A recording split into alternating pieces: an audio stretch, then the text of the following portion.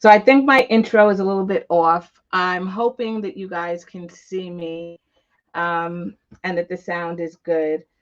My connection seems a little bit sporadic tonight. I can see myself being delayed. So I'm hoping that everything goes smoothly with Facebook. I just want to make sure that we're not getting any echoing, which I think we probably are. So let me kill the sound a little bit for you. And we will get started.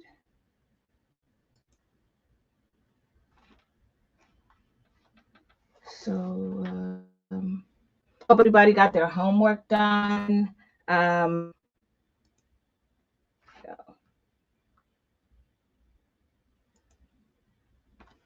so, hope everybody got their homework done. I'm supposed to be live, so we'll hope that everything is working well. And like I said, I killed the sound, so hopefully the sound should not be an issue. And I'm just going to double check very quickly. I was trying to load my intro, but I think I accidentally deleted it. So I'm going to have to go back in, I guess, later on and add it. But that's okay. We're all good. I accidentally deleted it. So I'm going to. Okay. So we're on. I guess later on and add it. But that's okay. So I'm just going to make sure that I can see everyone's comments. And hey, Nancy, how are you? StreamYard gave you permission. I can actually see you on Facebook. I don't know what was happening last night. It was very wonky. Um, and I guess that would be a technical term. But I think we're good tonight with everything. I'm hoping that like I said, I hope it goes smoothly because I can see already that there's no slowness. And I was on another call and that person was actually swapping in and out with different ways of trying to log on. So we tried Zoom, we tried Canva, and it just didn't seem to work. So hopefully tonight I won't have the same issues that she was having and we can make it all work. So we should have a couple of pieces already done. I'm going to cut some pieces with you just so that we're all on the same page. But what we should have is we will do all of this entire front and the sides with the straps. So that's what we're going to be doing tonight.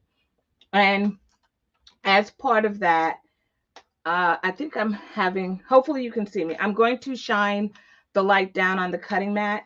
And I just need to know because yesterday when I did this and I went back and looked, I realized that for some reason I was upside down. So hopefully, are you seeing me with my hands down here? Or are you seeing my hands at the top? And I can see YouTube is showing with it down here. So I think I got it right tonight. Hope it doesn't format. So let's talk about the pieces. So we're going to need 2 pieces for the front and the back. Once again, let's just make sure that however you want your pieces to be. So if you want your points to be up, then they should be up for the front and the back. I did one already facing up, so I'm going to do one facing down. All right. If you cut your fabrics left to right, then that's totally fine as well. What I will mention once again is if you do this bag and you're using directional fabric, make sure that your fabric is faced in the right direction.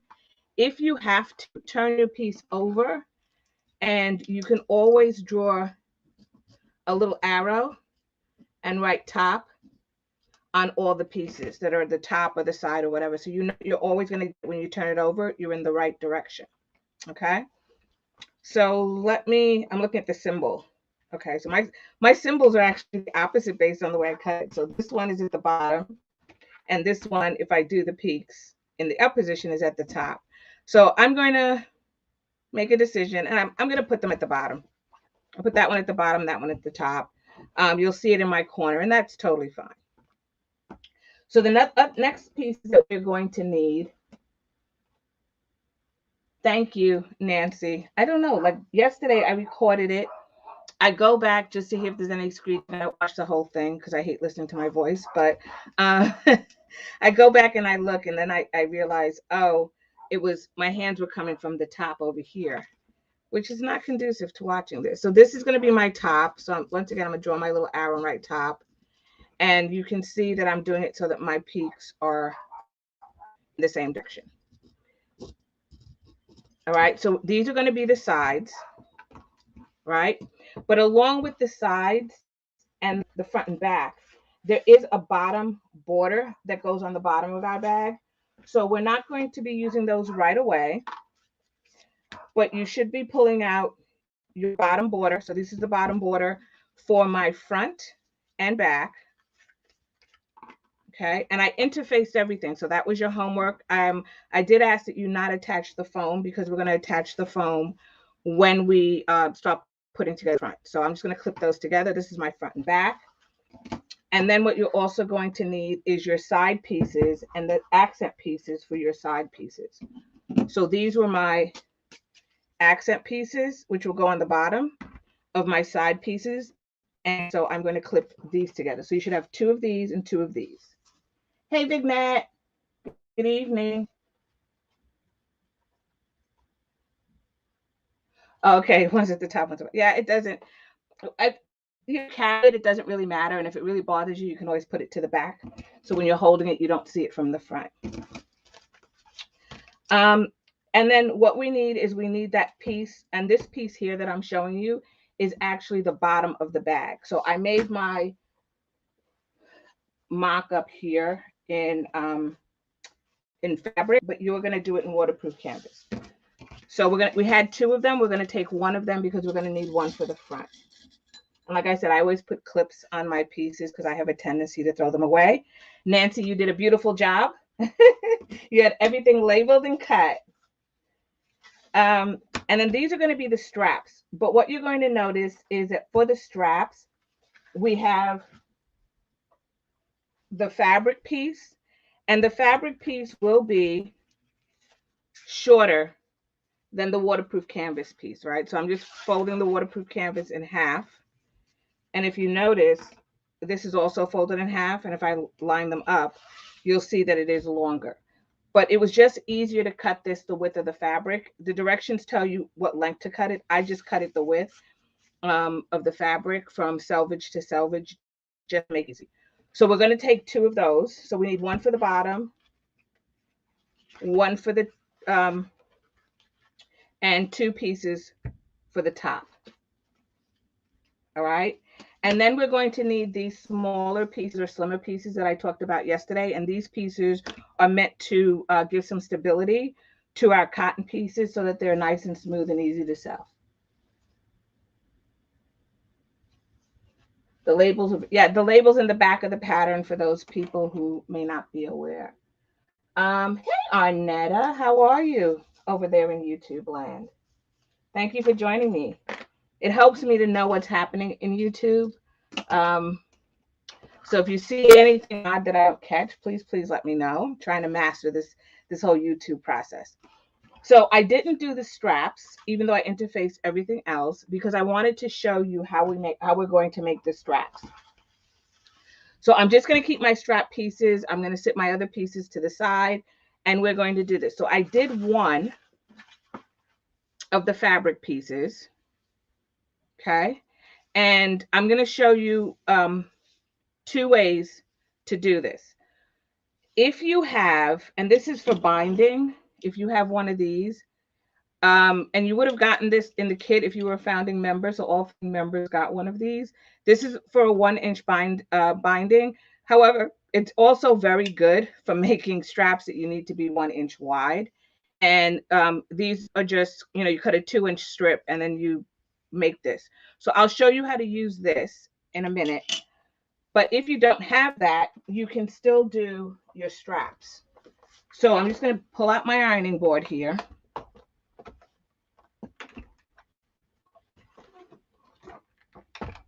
Okay. And the way you would do the straps is you would take, and this is only for the cotton one. We're not going to do this for the waterproof canvas. The waterproof canvas we're going to approach differently. We can't iron it. So what you would do is take your strap piece. I'm just going to iron it. There's some wrinkles in here. I'm just ironing it on the wrong side. So I'm taking out the wrinkles right now. What you will do is you will take this and you will fold this long edge to that long edge. So you're folding the raw edges together. And so you're really just folding this in half, just like this. And then you're going to iron. I suggest you iron lightly just to create a crease. You don't want to make the crease too permanent because then you got to get out the starch to get it out of there. But you just fold it in half and you just iron it. So by doing this, your strap will be 1 inch because it is 2 inches wide. Okay, so you're going to do that first. And you would do that the entire length of the strap. Once you've done that, the next thing you're going to do is you're going to unfold it, lay it flat. You're going to take one of your long ends, and instead of folding it to the opposite end, you're going to fold it to the middle crease that you just made. So we're going to fold it to that middle crease that we just made. And this one you can press very firmly because we want it to stay in place.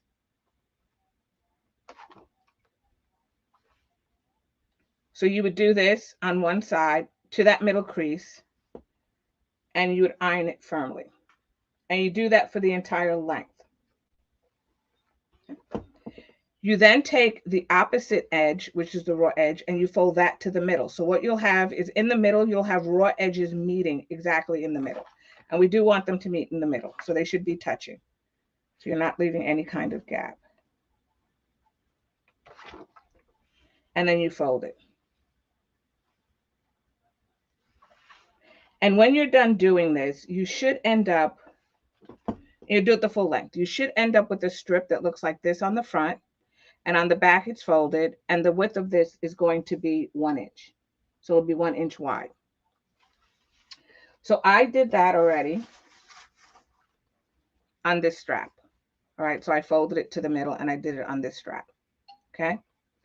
So that's what you would do if you were doing it without the 1 inch binding tool. And they come in different widths, by the way. There's one that's like a 1/2 inch, 1/4 inch. I can see this is a little bit off, so that's why I'm ironing it in the middle. Okay. Now, if you have the tool itself, so if you have this tool, okay, I'll show you what you can do with the tool. So I've already started this end. Some directions will tell you to cut this at an angle because it's easier to feed.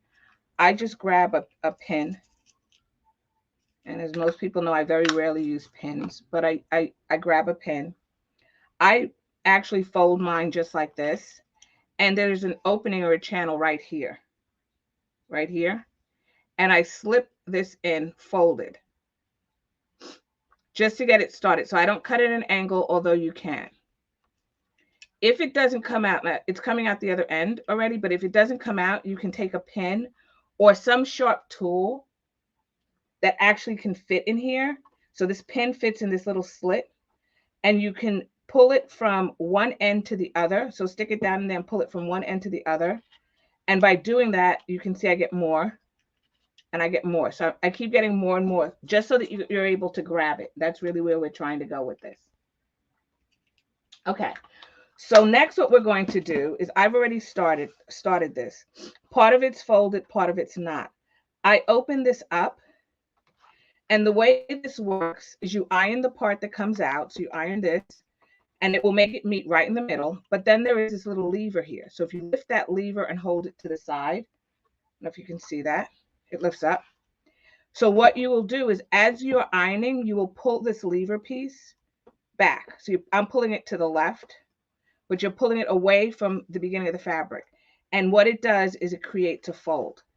Don't do a big piece because keep in mind, if it's not folded or ironed together, when you pull it out, because it's not ironed, it's going to separate. So take your time. You can use the point. I like to use this side, and I like to keep the side flush against the piece. So I do a little bit at a time. This does work a lot quicker, and it also helps to protect the tips of your finger. Okay. Something else I want to point out to you is as I'm pulling it out, you can see how this spread out. It gets cupped on either side here.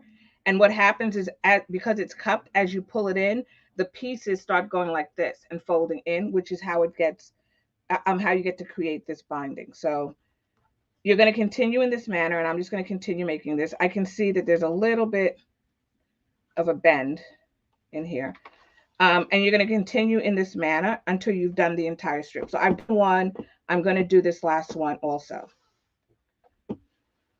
Either way is totally fine.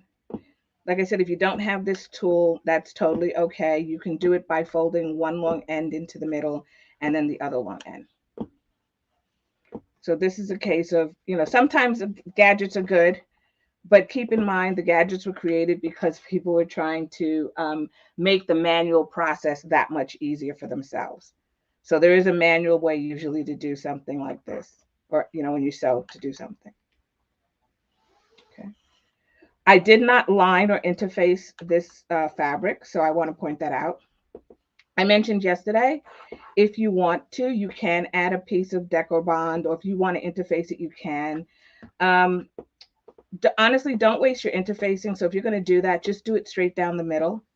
And so only cut the piece, like I did the waterproof canvas, a little shorter. And like I said, I always cut it like 1/8 of an inch shorter. And I'm almost to the end. And as I get there, I'll just slow down a little bit. So then I have the whole piece. Okay, so now that was the entire piece folded. Something else you can do with this is I'm going to put this piece of waterproof canvas in there, this piece, to stabilize it. So in order to do that, instead of having to unfold it, so you can open this up like this and lay this piece in here. It doesn't matter if it's right side up or wrong side up. Nobody's going to see it. You can lay that piece in there and then close it back like that. And you would do it for the entire length of the piece. Because I have this tool, it'll help me do it. So what I'm going to do is I'm just going to open this a little bit to get it started. So once it's started, it's in there, right? I then take my tool. Once again, I stick this back into the tool. I grab my pin if I need it to get it started. So I'll grab a pin.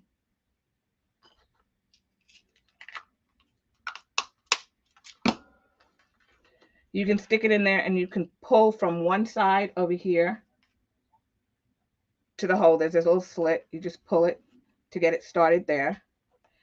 And then just straighten out your strap.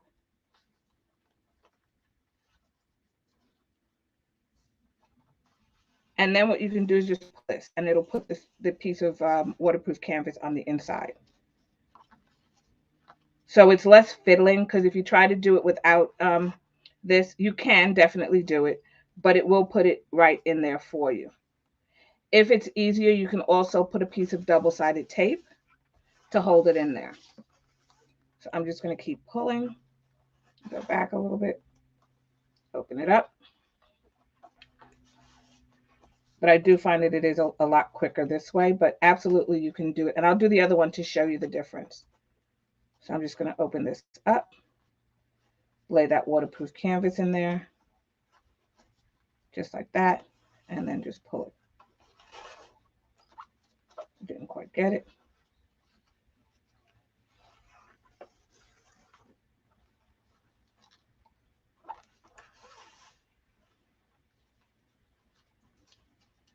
But I'll show you how I do it the other way. It'll take a little bit longer, but I'll show you the difference. And it's because it's thin. I didn't try this with foam, so I don't know if, how successful I would be if this is a foam piece of material, because it is thicker. So I'll be honest with you, but with the waterproof canvas, because it's two thin pieces of fabric, it works great.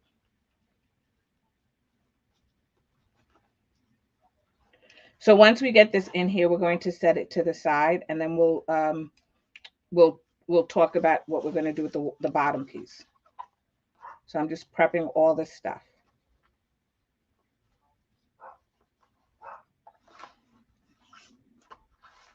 It's definitely easier when I'm not on camera.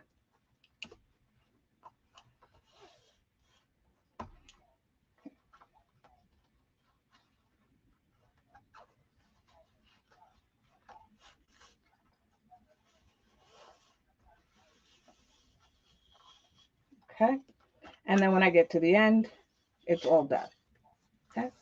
So I do have that extra on the end here. I'm just going to cut it. I'm going to cut it a little bit longer just in case something happens, something shifts. And that is the first piece. So I'm just going to fold that in half, make sure I keep my waterproof canvas together, and I stick it to the side. So let's see how it works without the tool. So for those of you who don't have the tool. All right, so this one I already folded. I use the tool to fold it. What you would do is you open it up. You can put a piece of double-sided tape, like I mentioned, on the back of this if you'd like, but you don't have to. Lay it flat. It doesn't matter if it's right side up or wrong side, you're not going to see it. And then you just simply go through your strap, opening it up and placing it in there.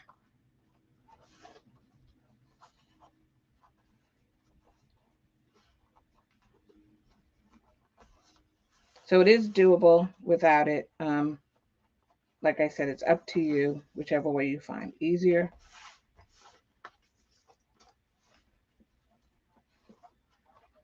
And we're going to make sure we do this.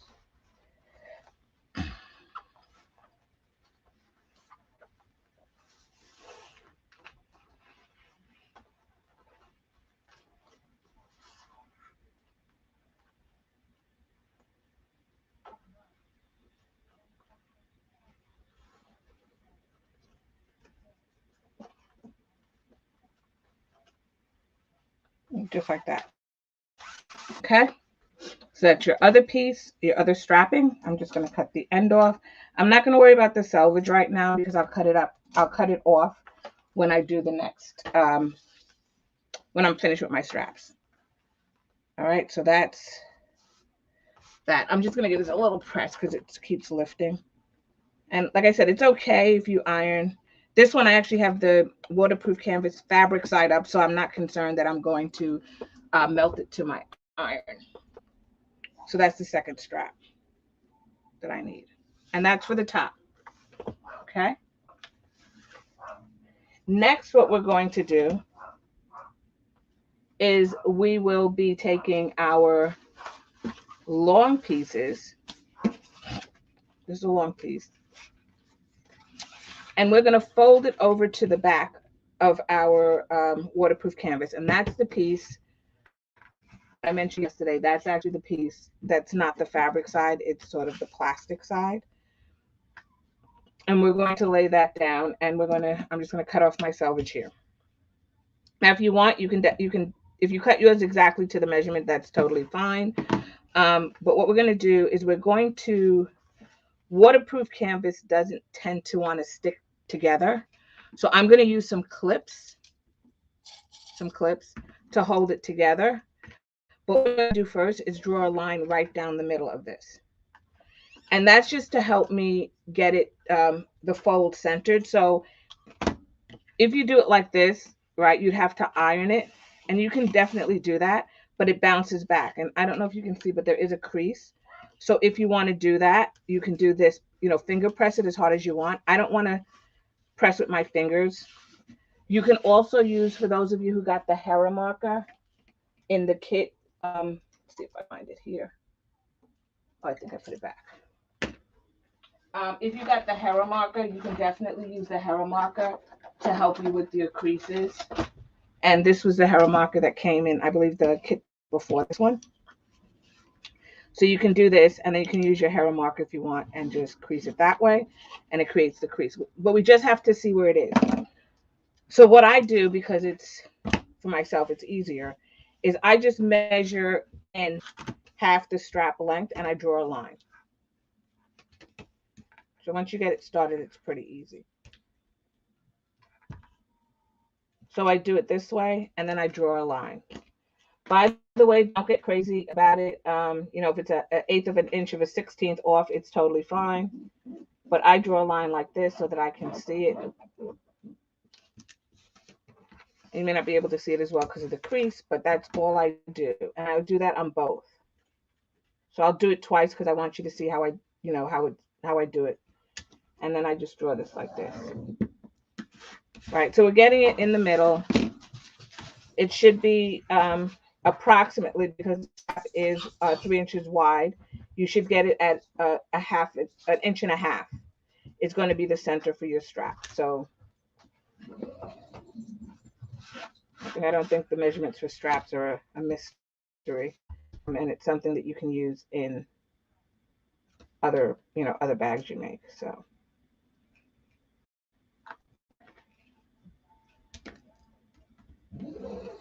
I do that. Okay, so that's the length of one, and then I'm going to do the other one just so that I can, when I tape them up, I can get them all the same size. So I start over here. I'm just going to roughly cut the end off because I don't need it. Yes, I'm very bad about leaving my rotary cutter open. Always like ready to go with the rotary cutter. But I do always try to put it out of my way, because when they are sharp, you will definitely get cut. And it's like a little annoying little nick that you get sometimes. So we try not to do that. So did everybody eat dinner tonight? Nancy, I didn't even look at what you said, Nancy, but Nancy said, close the blade. Yeah, I'm a big offender. I think I have 3 rotary cutters on my table. They're over there, and all 3 of them are not locked. They're not closed, which is a bad habit I have. I highly recommend that you guys close your blade. The worst thing that can happen, besides cutting your finger, is if it falls off of your table. And I actually sew barefooted, so if it drops on your foot. So listen to Nancy, don't listen to me. So if you had dinner, what did everybody have? I think last night we had I think Della, and she invited us to her house for shrimp and Alfredo. Okay. So the next thing I'm going to do is I'm going to get my little tape out here. So I booby trapped it on my stand. So let's see if I got another one back here I can use. Yep. I stuck it on my camera, my stand for my camera. And I just stepped on a clip. Okay. And that's because this clip is for my pieces. And like I mentioned before, I put clips so I don't throw them away. Okay. So what we're going to do is take some double-sided tape. And you can take a glue stick, just it may not stick as well. But I'm going to take double-sided tape, and I'm going to run it the full length of this strap against the raw edge. So I'm going to turn it around, because I'm going to go the opposite way. And I'm just going to take this and rub it and run it along the raw edge. So press it down firmly, because the tendency is for it not to stick. And you should have gotten tape in your kit. I know people saying, I have more tape. Yes, please use it. Use it for everything. It's great for zippers. It's great for everything. So please use it. So I'm going to do it this way. And I'm just pressing it down. Now I start on one side, and then I slowly peel back the double-sided tape. I don't peel it all off at once, because I've had it chicken with vegetables. Ooh, and pesto sauce. That's yummy.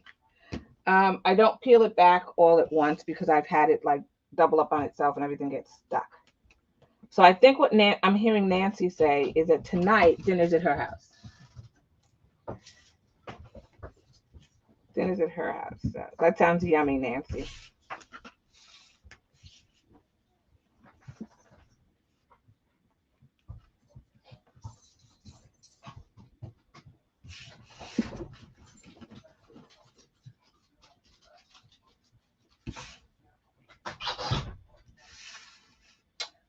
You used a fabric roller.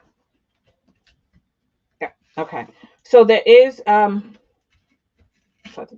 So Nancy used a fabric roller, she's saying, and the fabric roller is sort of like it's a roller that if you think about it, it's like those little like rollers that you use for like wallpaper, and they have like the wooden wheel, except the fabric one has I think it's like a Teflon kind of wheel so things don't stick to it, and you roll it to create the crease on fabric. And there's a famous one, I'm trying to remember her name. Zimmerman, I think is her last name. Um, but she sells her brand, her company carries them.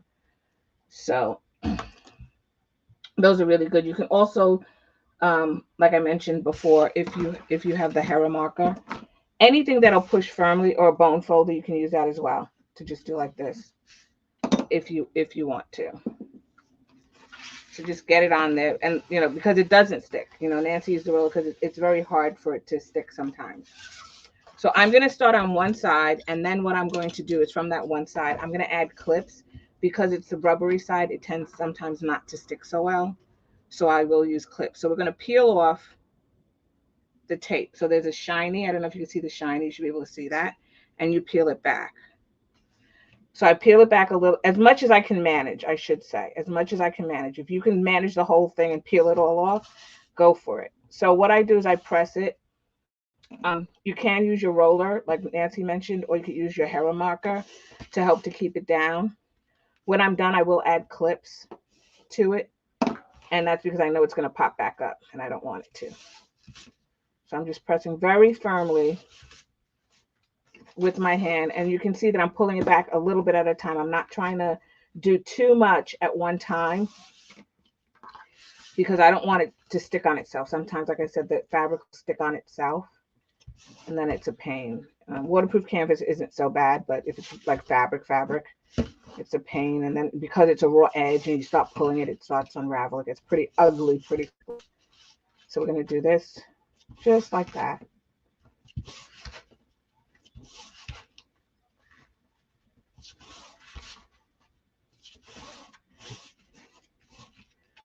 And I do have a little bit of a wrinkle here.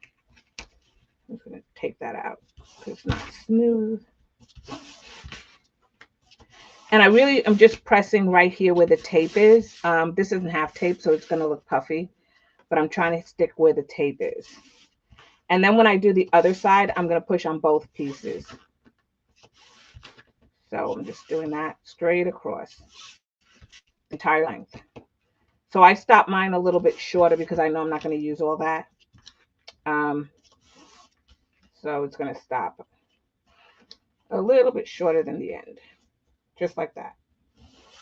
Okay. So once you have that side, I'm just pushing it down. I'm going to flip it around, and I'm going to do this other long side. So make sure I press it down. And like I mentioned before, I am going to use clips. Hey, Craftsy Whitney.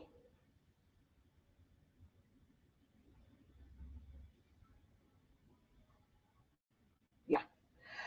Interesting. So not interesting. I know what you mean. It was probably the worst part. But do you not like straps in general, or was it frustrating because it was waterproof canvas? So and that's okay. There's so I guess maybe note to self: don't use waterproof canvas for straps. I don't know. Um, what I am trying to show you, like I mentioned before, is that if you have a yard of fabric and a yard of waterproof canvas, or 2 yards of, 2 different yards of fabric, you don't necessarily need to run out and buy fancy straps or create fancy straps. You can use what you have, especially if you just need a bag. People have, by the way, people have a love-hate relationship with waterproof canvas. So there's people who go, "Oh my goodness, it's the best thing that ever happened to me," and then there's other people who go, "I hate using it. I hate just for anything. I don't like using it for anything. It's rough on my hands. It's hard to manipulate." So I think there's like a love-hate relationship. People like the fact that you don't have to interface it, but they don't like the fact, as much as they love that, they don't like the way it feels. So there is this love-hate. I get it. Okay. So let's say, just want to see what happens. Can you guys hear me? Those of you who are on Facebook, if you can give me a thumbs up. So give me a thumbs up if you can hear me on Facebook. Just give me a thumbs up. If you can't hear me, let me know. I need to check my sound. Thanks, Whitney, for letting me know. So you hear me fine.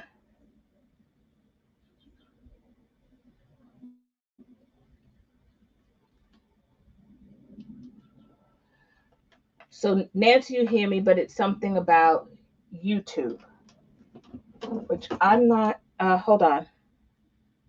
Fine. So I'm on YouTube. So maybe check Whitney on your side. So Nancy, you hear me, but it's something about. So if there's anybody else on YouTube, I don't know, Arnetta, if you're still here, if you can hear me. Yeah, I got Facebook saying yes. Thank you. I don't know if it's specific to YouTube. So if you cannot hear me, please let me know. The only thing I don't like about StreamYard, and I shouldn't say that because maybe it's me, is if I stop the broadcast, it will stop. I'll have to create a whole new broadcast, so I can't pick it up from where it was. So hopefully, you can hear me. StreamYard. Yeah. Okay. I just checked YouTube. I have it on my phone. So hopefully it's a fluke. I'll go back and check it later. All right. So, but Vignette said she hates it, and yeah, she hates waterproof canvas. Okay. So I'm just gonna add a couple of clips here for myself because I can see it's like lifting. So I'm just adding a couple of clips. It's not gonna be like that for long because what I'm gonna do, and you can see right here, it's lifting. What I'm gonna do now is I'm gonna take a piece of double-sided tape and I'm gonna run it straight down the middle. And then I will clip it again to hold a tooth. So the reason I'm running it down the middle is because I want to add this piece to this piece to make my strap. So you can do it on the fabric or you can do it on the waterproof canvas. It's up to you.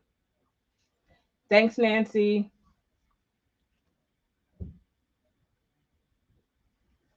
You like the fact that it doesn't have to be interfaced. Yeah, there's like this love-hate relationship with waterproof canvas. Believe me, I get it. So I'm going to take this and I'm going to run this right down the middle here. And I'm putting it on top of the seam. I mentioned this before. I think can use, I know people who use like beacons. They also use like a glue stick.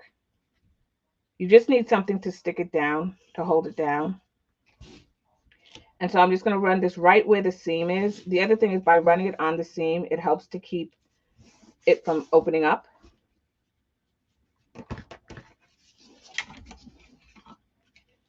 So if I put it on either side, and this is 1/8, 1/4 would probably be better. This is what I had on hand. So 1/4 would cover it better, but it doesn't matter. You just need something to hold it down.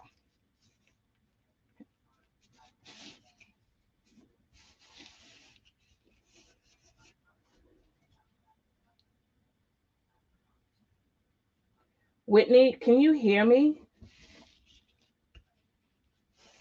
No, you still don't have the audio. Okay, let's see. Hi, Arnett. I don't know if you're on, but can you hear me? If I don't hear from you, I'm assuming you can't. Maybe Whitney log off or log out of YouTube and come back in and see if that will help.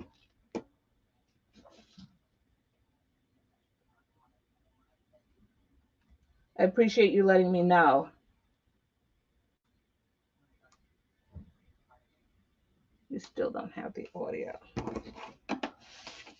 Okay, that's a new one for me.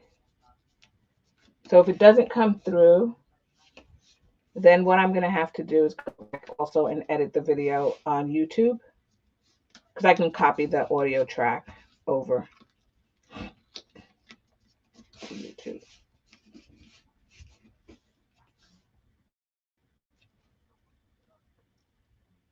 Okay, so you can hear me. So, yeah.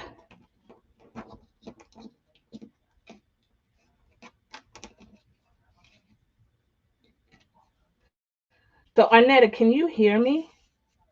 I can see you logged on. Because Whitney said she's having issues on her side. So, okay.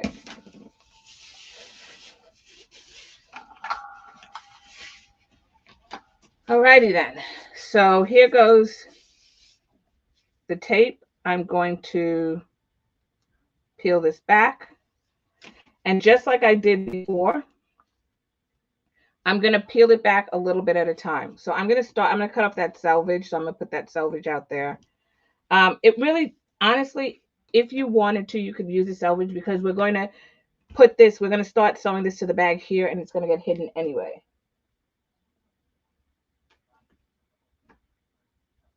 So interesting. Okay. I can't see Arnett. It says she's commenting, but I don't see it on this side. So now what we're going to do is we're going to lay that on there, just like that. Thanks, Nancy, for going to the other to YouTube. Yeah, I don't know if maybe for those who can't hear me, I don't know how to tell you to hear me, but hold on 1 second.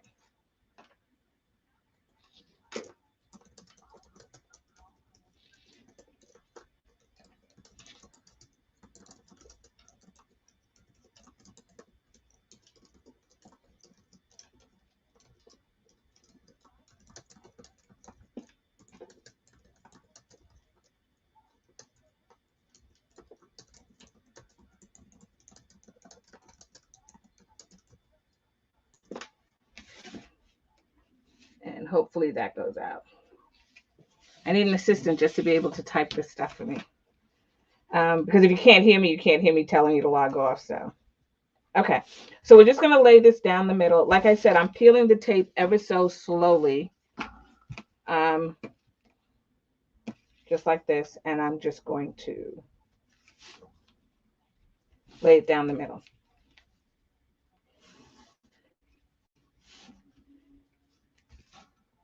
And my piece is ending right here. Okay, so that's my entire piece. I don't need this piece down here, so I'm just going to cut it off right there. No need for me to peel this back anymore. And I'm going to set this to the side. So this is my first strap. If you need to, add some clips if it's not holding it, because over time when you set it to the side, what will happen is it'll tend to lift. So I'm going to put some clips to hold it, and then that way it has minimum lifting when I get ready to sew it. Something else that I do when I add the clips is I add one on this side, and then I add one on this side. So that's usually how I add the clips to things. I don't know why I do it that way, but I think it's because then I don't have to use as many clips. And because we're sewing it from the top, make sure that your clips themselves are right side up. So I don't know if you can see that. It looks like that. So the round side should be up, because if you're sewing it and this is this way, first of all, it's hard to grab, and second of all, it doesn't lay flat. So make sure when you do it, the flat side is facing the side that you think is going to be on the sewing bed. Oh, Nancy, you do that too? Okay. Good.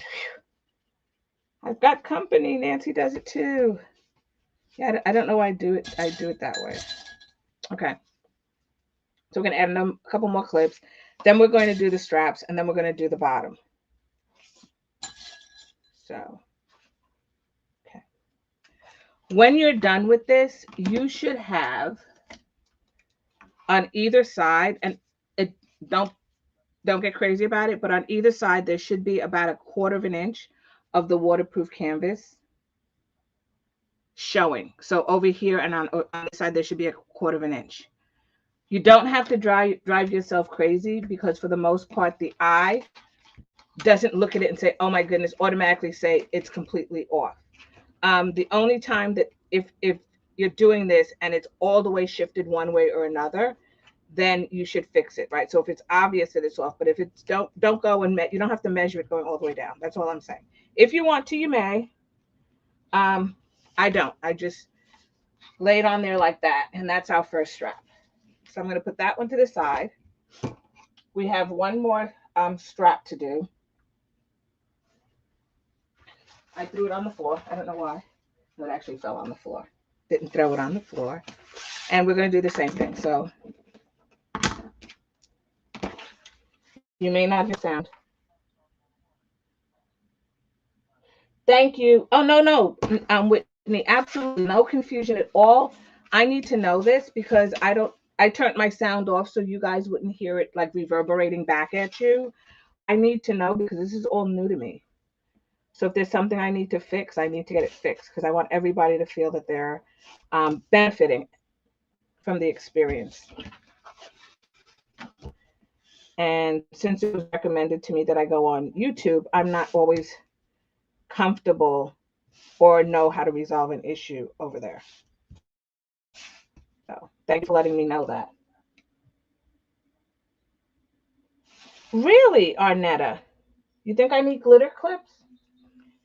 So the interesting thing about, and I think the ones that you're referring to are the ones that Lauren has, Mormino. And for like things like that, like the clips and things like that you see that are special, and even some of the hardware that I purchased, the person that I buy them from has created or requested that specific item. So, for example, Lauren went to her vendor and she asked for that item. So it's not necessarily readily available to me. So I have to reach out to Lauren and ask her, would she kindly, please, sell me some of her clips? And I really try to be respectful of people's businesses. And when it comes to things like that, if it's like a brand new item, I don't want to make them lose business, meaning dollar wise, because they sell it to me at a less expensive cost, like wholesale. So because she went to the vendor and purchased it, sometimes also there's an agreement between her or whoever the person is buying it and the company that they will not sell that product to anybody else.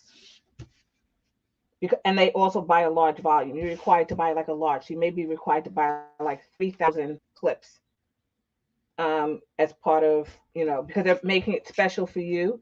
And if they're creating a mold, there's a mold fee. So there's all this stuff that goes behind getting it. So all I will say to you is that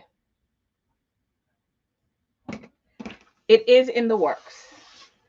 I did think about you guys, and it is in the works.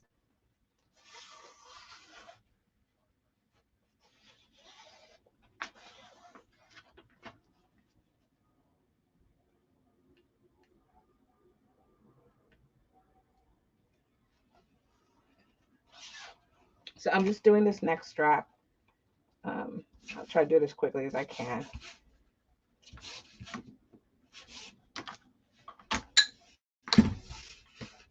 So which ones do you have, Della? So which color clips do you have?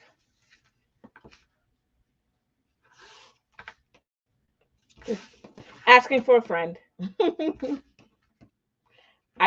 I'd probably never use them because I tend to step on them and I'd be afraid I'd break them.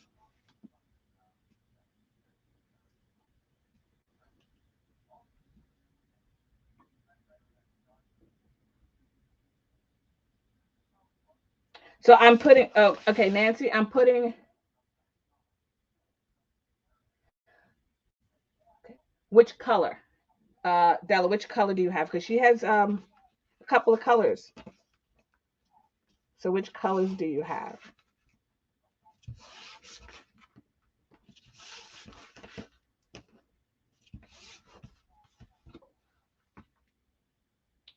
Oh, all shades of purple.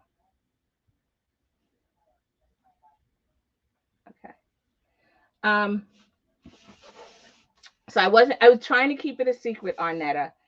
But what I will tell you is the boxes that are going out this week, which are the May boxes, do have glitter clips from Lauren. So you will not be getting my plastic container with the clips, but you will be getting clips. I won't tell you what color they are, but she has graciously allowed me to include them in my box. And so therefore you will be getting them.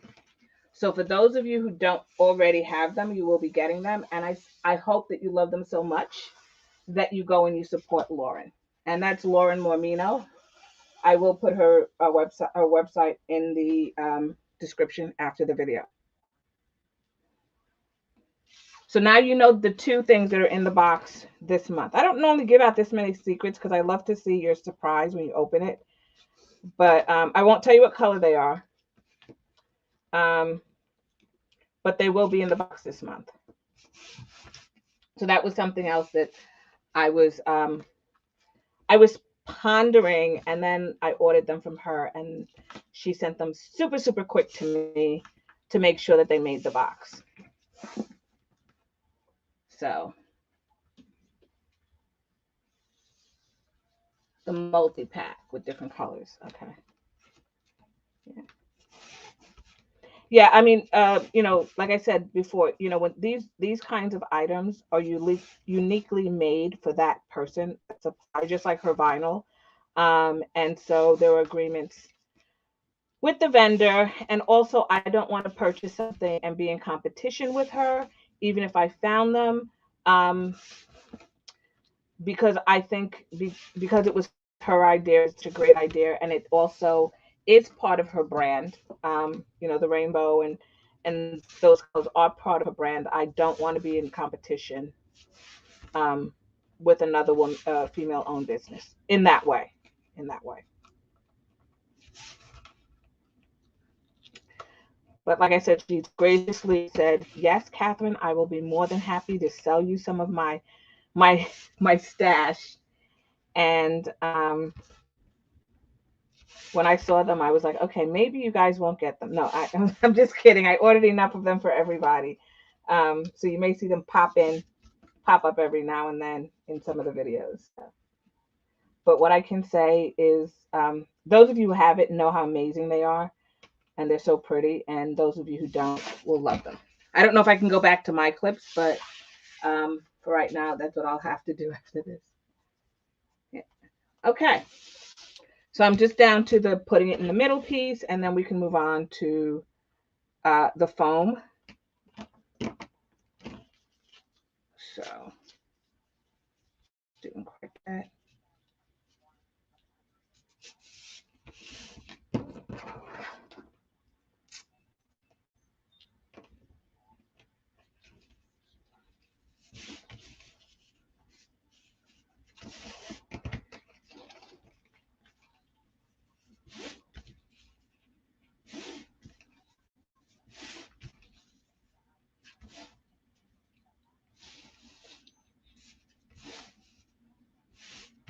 So you can definitely, by the way, if you have webbing, like if you can find webbing that's, this happens to be 1.5 inch webbing, you can use just webbing, and you don't have to make this bottom piece.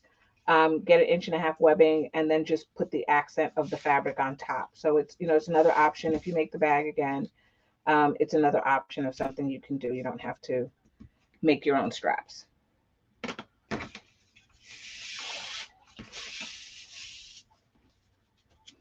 Okay. And then I'm just going to add that strip of fabric down the middle.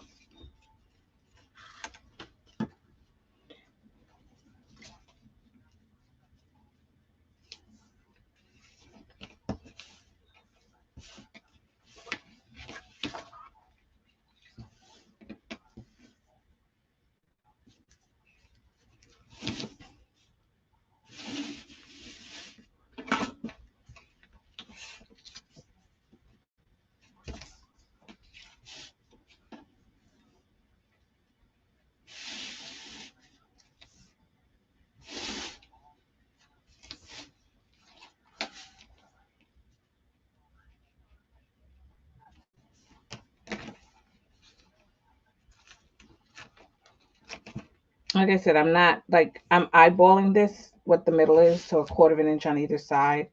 Um, you don't have to become that serious about it being exactly. Nobody's going to know it. If it's close enough, the eye doesn't focus on the measurements in that way. But if you want, you can absolutely get it exactly the correct 1/4 inch if that is something that you need to do for you. Okay. So just going to cut this right here. That's my second strap.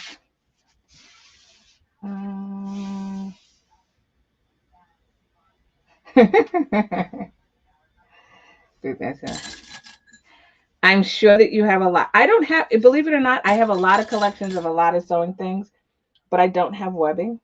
I don't have a collection of webbing. And I see so many pretty ones coming out from so many, of our bag making friends.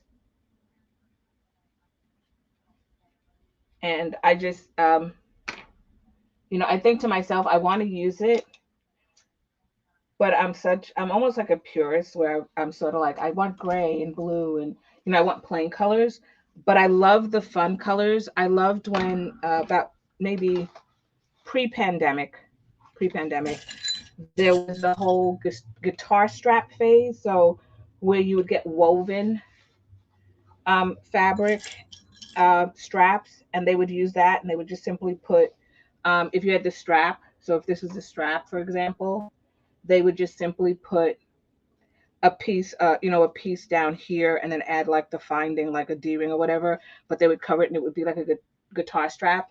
And those were normally about 2 or 3 inches wide, 2.5 to 3 inches wide. And that was like the craze. It hasn't gone away. It's just that you don't see it as much. But then you could just stick it on any handbag and make it fun. So that's the second strap. I'm going to set that one to the side with my first strap. And then what we're going to talk about is the foam, the bottoms, and we'll start putting it together.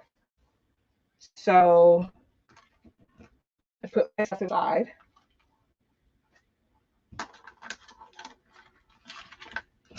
So this is going to be your bottom, the bottom border, I think. Just have to measure it, because without measuring it, I don't know. Okay, so this is the bottom of our bag, because it was a single piece, and then the bottom border pieces are under here. So it's the bottom of the bag. So this piece, we're going to have to stick a piece of foam on. And this is the only piece that the foam is going to cover the entire piece. So I normally don't cut it. I normally put it on and then trim it down. So I'm just going to clip this on here like this for the foam. And I did say to you last evening, make sure you cut this first so you have enough foam, because not everybody has extra foam hanging around. And I think Whitney said that it was a little bit short. Webbing, the webbing from Tula Pink. I was listening to, talking about that, I was listening to, and this is in response to Arnetta. I was listening to a podcast the other day, and trying to think what the podcast channel was, but it was the lady who owns Renaissance Ribbon. And she was talking about her journey, which I thought was very interesting. If I can find the link, I will include it in here. But she has been in business for 30 years. And when she came to this country, she didn't, she didn't have, she wasn't a rich person by any stretch. She didn't really have a lot of money, but she wanted to bring French ribbons to America. So she started out by importing the beautiful French ribbons and used as trims and things. And anyway, she was talking about it, and she wanted to grow her business. And so what she did was she reached out to Tula Pink for a collaboration. So if any of you have seen either Instagram or even Facebook, you'll see the Renaissance ribbon. and she actually had a giveaway fairly recently as well. But she tells her story, and I thought it was so interesting to listen to, because one of the things about it is she started a subscription. And so she talks about that, and she talks, she mentions the numbers and how much she made, and all the stuff. I mean, I'm nowhere near that, but it was just very inspiring to listen to and to use as a source of motivation. But I'll post a link. I'll definitely go look for it. It's on Spotify. I have Spotify, but I'm sure it's on Apple as well. So I will post that link. Okay. This is the bottom. So we're going to, for right now, we will take this, set it to the side. I'm not going to worry right now about the other pieces. I'll come back to that. But what I want to do is I want to go and sew my straps. And we will need our bottom. And the way we attach them will be a little bit different. So let's go to the sewing machine. And hopefully I don't knock anything over.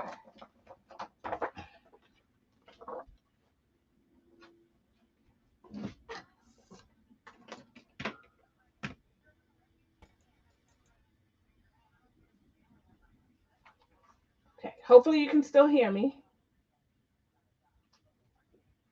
So if you can hear me, just give me a little thumbs up in the comments or wherever. So hopefully you can still hear me.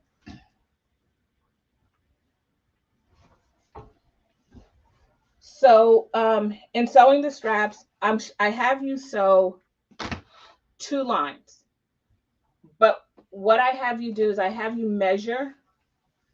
Oh, I'm going to go one more second back to the cutting mat. There's something I want to show you.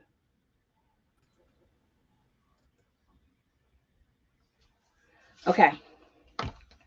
So hopefully you can see this. So what happens is when we attach this to our bag, all right, we're going to put 2 rows of stitching. But what I have you do first is, before you attach it to the bag, I have you sew all of the stitching on this piece of the strap.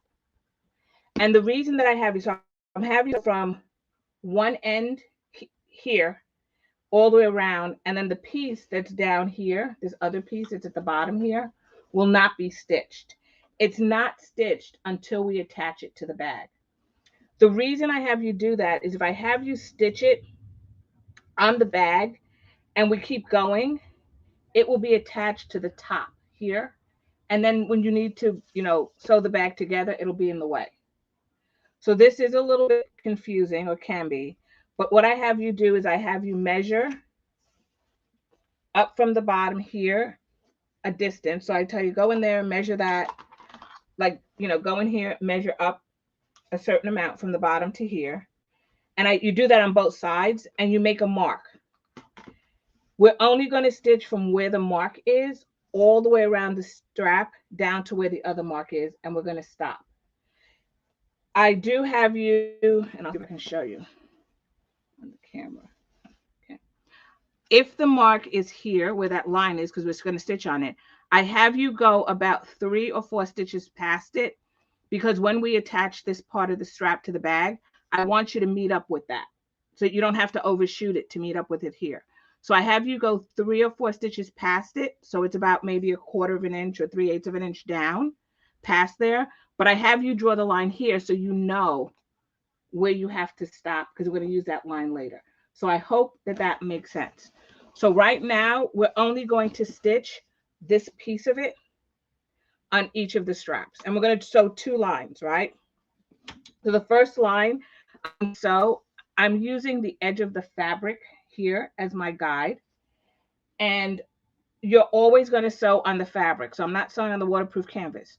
So the first thing I have you do is sew a line that's 1/4 of an inch in from this line. And then I have you sew one that's 1/8 of an inch in. So the 1/4 of an inch is easier to sew, which is why I have you do that. And then 1/8 of an inch. So it's going to sew 2 lines. So let's first do our measurement. And instead of giving it to you up from the sorry, instead of giving it to you from the center of the strap, I have you measure it up from the bottom of the strap. So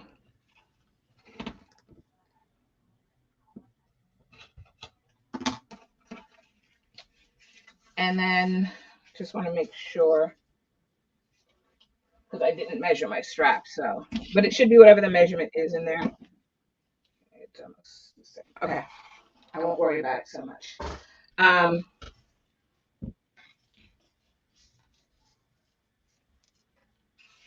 just going to cut this down just a tad so that I'm around the same size as the other one. Because I didn't trim my straps, I just cut them the length, so I'm just going to cut them down just a tad. You can always make it shorter or longer, it doesn't matter. So I cut them down. So we're going to measure up from one side. So I'm measuring from the bottom across, and I'm going to draw a line. You should draw this in something that you can see, but it shouldn't be drawn in something that you can't remove because you are drawing on the front. I do stitch from the top of the fabric, so you want to make sure that the line that you draw is drawn in such a way that it is, you can see it. So I'm measuring from the bottom here. So hopefully that's not going to work. It's too light.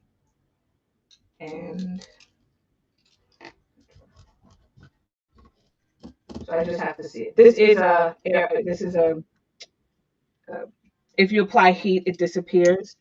I mentioned this before that these pens, you have to be very careful because in some areas, if it gets too cold, the line will come back. So the heat makes it disappear. But if you live in like a colder climate, you may see it come back once it gets cold. So that's just something to be aware of. I'm not worrying about it because I used a dark color and I'm actually going to stitch over that line. So that's just something, but it does erase with heat. Okay. So I think I got that right. And I have to do that for both straps. So I'm just measuring it on here because I didn't pull out the directions, but I did it right. Did it from memory. So we're going to do that on both straps. And how up you measure is in the instructions. So that's what I'm going to tell you.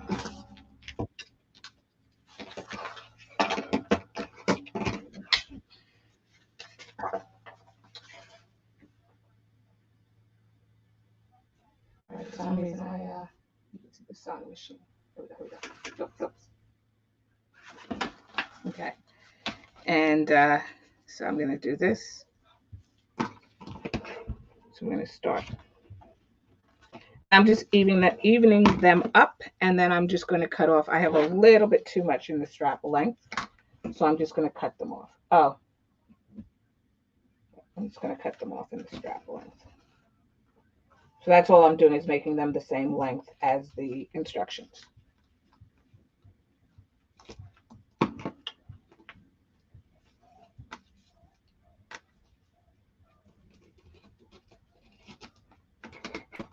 Okay.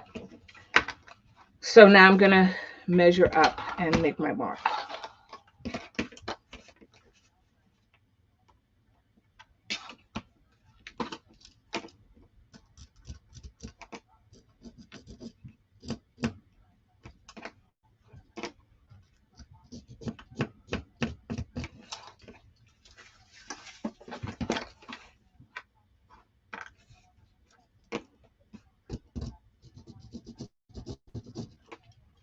Let's hope that I can see this.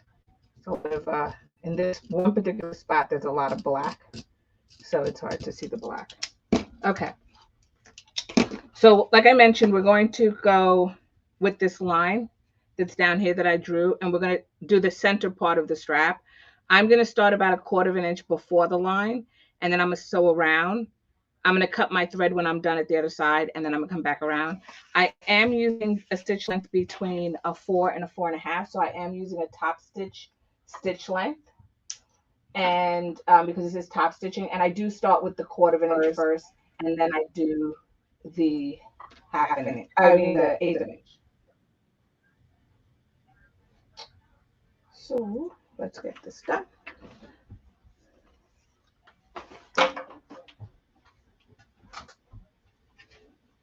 So hopefully you can see this. I think I need to turn on the light, but hopefully everybody is able to see this. Now to do this, my stitch is here. My line is right here where the scissor is. And when I stitch it, I'm going to start a little bit before it. So I'm going to start like maybe right here, 3/8 of an inch or 1/4 of an inch. But you need to start a little bit before it. And just getting myself situated here. Because for some reason, I don't have my pedal under my foot. It's underneath my cutting mat, so I just want to move it over a little bit. Like that. I don't know why it's over there, but okay. Your 1/4 of an inch, for me, my 1/4 of an inch is actually this edge of my presser foot or that edge of my presser foot. So that's where the 1/4 of an inch is. So if you follow that edge, you should be sewing at 1/4 of an inch.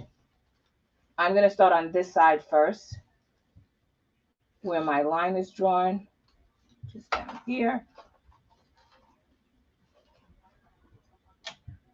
And I'm putting my edge of my presser foot, so this edge, against the fabric edge, because remember I said we're going to use the fabric edge as the edge that we're sewing. Make sure that your stitch length is at a 4 or 4.5. Somebody asked in the group, how do you know which one, or why did you pick that one? And I said, usually that's a good width for top stitching, but you should get to know your machine. And if you like it a little bit wider and you like it at a 5, you can do it at a 5. I do use a 4 because I like to sew with vinyl, and you don't want to create holes too close, because then it's actually a perforation in the vinyl, and if they're too close, it's easy to rip. So it doesn't matter if it's vinyl or fabric. It looks nice. So, but you can do different tests to see what you like best. All right. So I am going to back tack over those stitches, and then I'm just going to go all the way to the other side.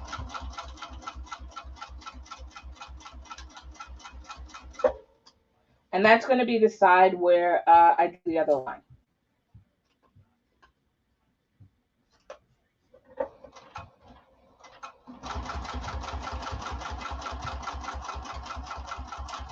That sided tape really helps to hold it down also. So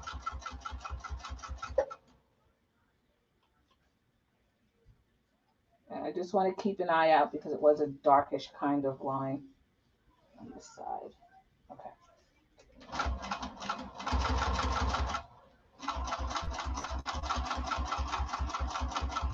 And we will not be stitching across at this point. We're just going to stitch past it, and then we'll come back. So it's right here where my line is. I'm just going to stitch past it a couple of stitches, so 3 or 4 stitches, and I'm going to back tack, and then I'm going to cut it. So once you've done that, we're going to do the same on the other side, and then we're going to do the same for the other strap. So that's one side done. This side is done, and I'm going to do this side. So I'm starting a little bit before my line, using the same 1/4 of an inch seam allowance. I will back tack. Now, if you have a rivet press and you want to put rivets in it, you absolutely can do rivets when we're done in it as a decorative way of doing it. Not everybody, like I said, has a rivet press, but yes, you can put rivets in it.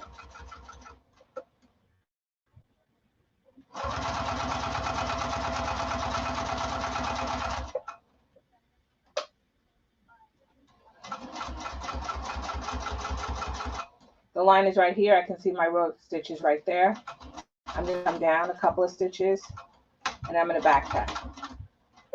And then I'm going to cut my thread. So that's one strap, 1/4 of an inch done. Now I'm going to do the 1/8 of an inch. So the 1/8 of an inch for me is going to be it's going to be the inside here of my presser foot, so that very inside. You will have to get to know your machine, but that's 1/8. And 1/8 is the distance between the needle and where you're going to stitch. So it's hard to measure 1/8, but I do know that that is it for me. They do have stitch guides that you can use so you can put your needle down and see where it is. And that was included in one of the boxes, but you can also create your own if you want. So I'm going to stitch forward. I'm still starting a little bit before. Stitch forward, stitch back, and then continue at 1/8. I pulled my hands gently on either side over here, and I just let the feed dogs pull it, and I shift sometimes left or right just a little bit if I see that it's going out of skew. What I will say to you also is slow your machine down. You don't have to do this fast. Take your time until you become comfortable.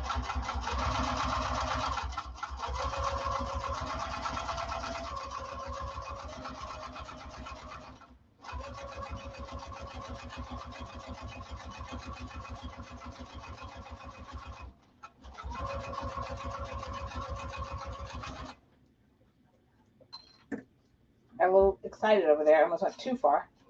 All right, so now I'm going to go down and back stitch. And then I'm going to cut my thread. All right, so you should be able to see now that I have 2 rows of stitches. And so that's 1, 2, and I have to do one more on this side over here. So let's do that on this side. Once again, 1/8 of an inch.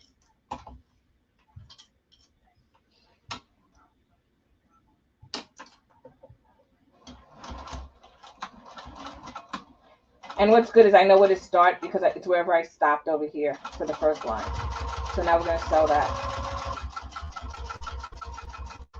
I am using a contrasting thread because I want to show you the back also.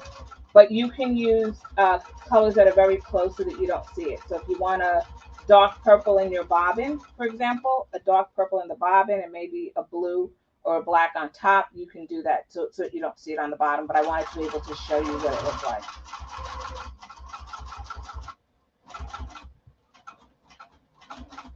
Okay, so now we've done both of those rows of stitches on our first strap.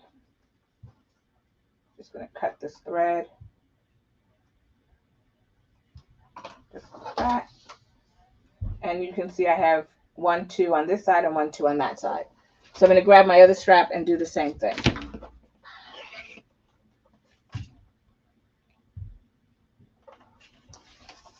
Okay.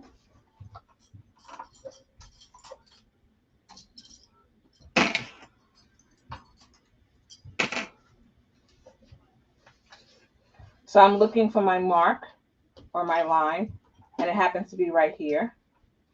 I'm going to start a little bit before it, like I mentioned before, and I'm going to start stitching forward, back, and then just keep going. This is my 1/4 of an inch.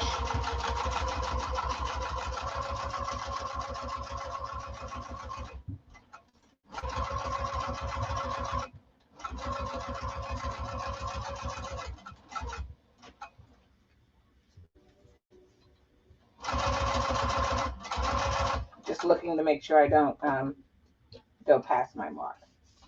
Because sometimes I get a little sewing happy and I just keep going.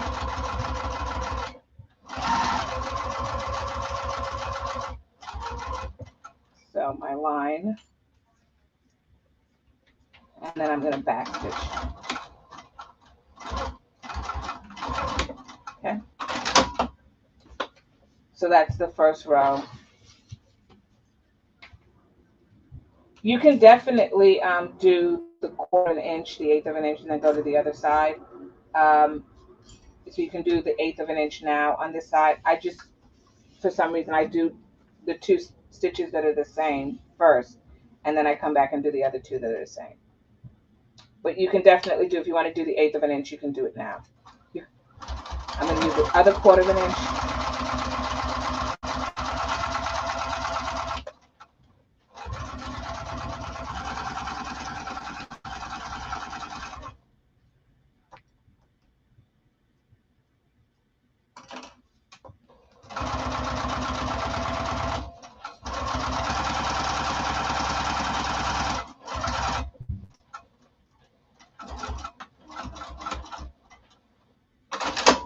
And now I'm going to do the 2/8 of an inch.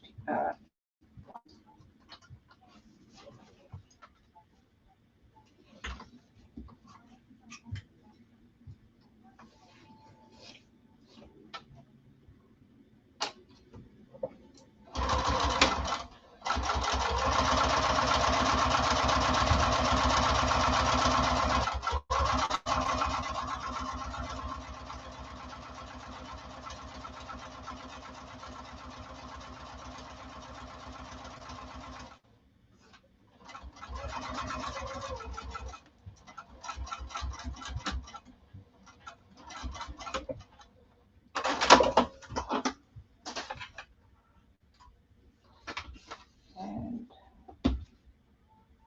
one more.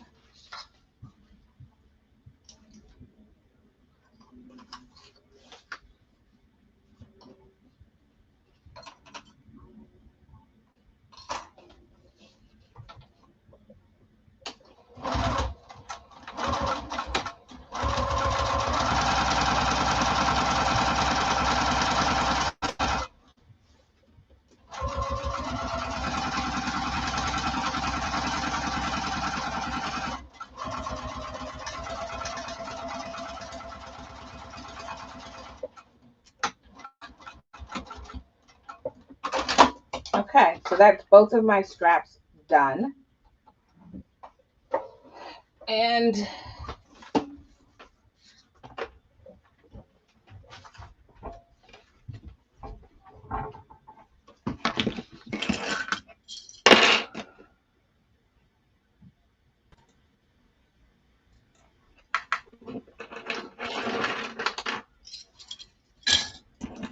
all right, so we have both of our straps done. So down here on the bottom half of the strap, it should not be sewn. So it's not sewn. It's only sewn at the top half of the strap up here.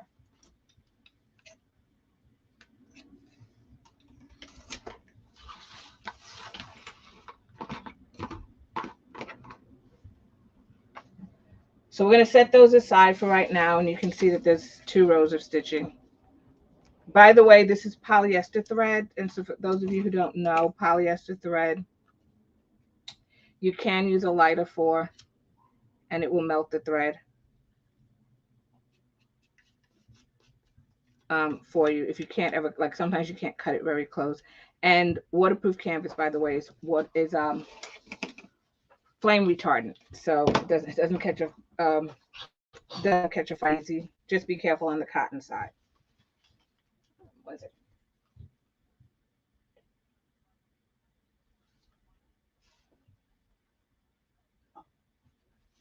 Okay, so I'm going to set these aside for right now. And let's take a look at our front and back. So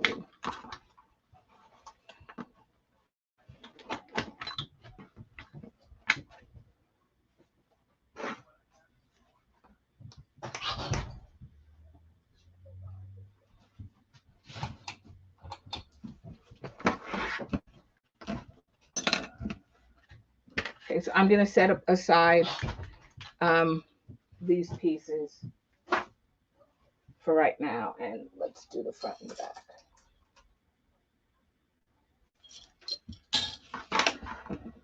So remember that I marked the tops because I'm doing this one, the peaks are going to be down.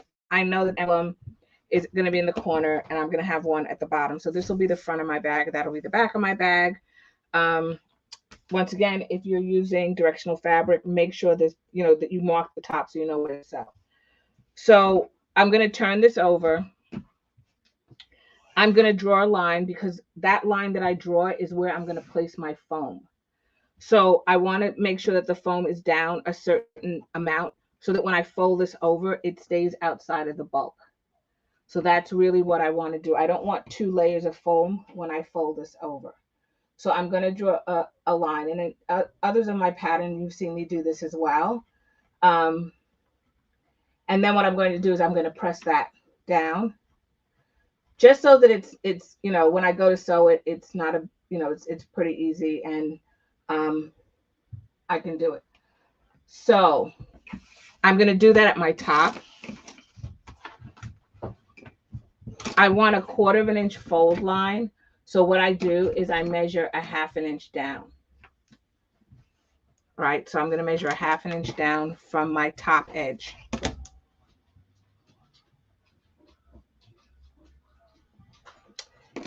And I'm using my marking tool. If you want, you can make it an inch down. It's up to you, but it's a 1/2 an inch down. And then when I fold this, I'm going to fold this down to that 1/2 an inch mark, which will give me a 1/4 of an inch fold.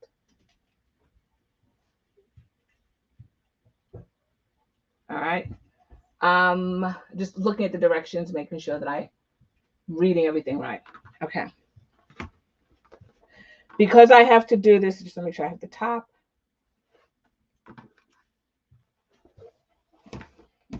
Because I have to do this at the top of all the pieces, I'm going to do it on the front and the back, and I'm also going to do it on the side pieces as well. So I'll make the mark, and then we'll do it all at one time.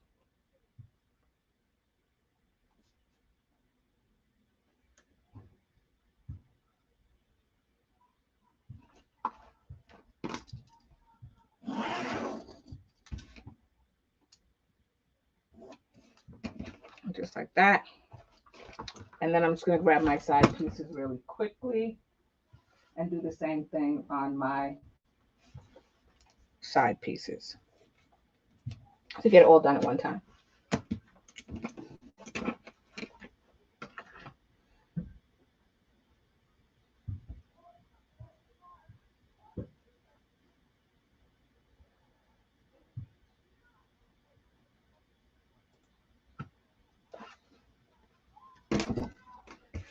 Make sure that this is also, by the way, this is also directional. So just because it's a side piece, don't forget, you want to make sure that the directional fabric, you mark the top of it as well.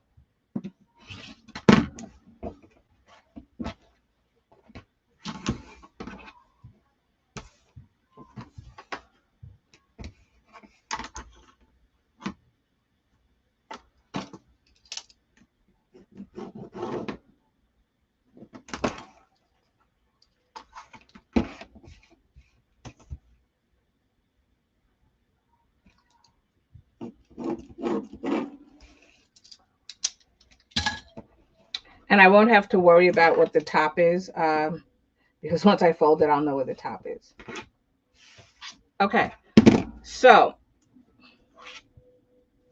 what you're going to do is you're going to, as I mentioned before, and I won't take it to the iron, I'll just use my hero marker, but you will be folding this edge down to that line, so it meets that line. And it's a 1/2 an inch line. So I'm going to fold this down just like this, and I'm just going to use my marker to press it. But you should iron it down.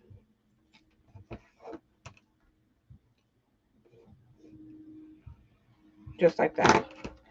So it'll be folded. And if you can see, it's folded. Just like that. And so that's going to be for all the pieces. You would do the same thing. And since the bag is not a drop-in lining, Nancy's question is, since the bag is not a drop-in lining, we're going to turn it through the pocket. Why not mark the 1/4 of an inch for the placement? Inch line for the placement. Okay. So when you put the foam on, I just wanted to create that crease, even though it's not a drop-in lining, because anybody who's new may not know. It may be a little challenging for them, but once you place the foam with the folders, you'll understand why. When you fold it over, you'll see it. You can absolutely draw a 1/4 of an inch mark there. Yes, Nancy. And then just place the foam there since it's not a drop-in lining. The other thing nice about doing the fold is that if you fold it, when you stitch it, you know where to stitch. You can stitch on the foam or you can stitch on the line. So what Nancy's question is why don't we just draw a line like this at a 1/4 of an inch, which you can do as well. because usually the fold is for a drop-in lining. So if you want to, you could draw 1/4 inch and then align your foam right here at that 1/4 inch, which is really at the fold line. So yes, I'm not sure if that was the way it was written in the directions, Nancy, honestly. So if that's the way it was written or not, thank you for that.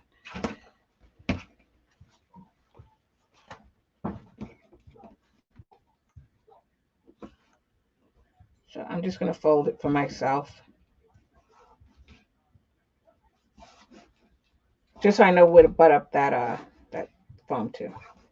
All right, so then once we do this, we're going to need our foam. So that's 1 and that's 2. Because what we're going to do is we're going to add our straps to this piece of foam. So I'm going to grab a piece of foam.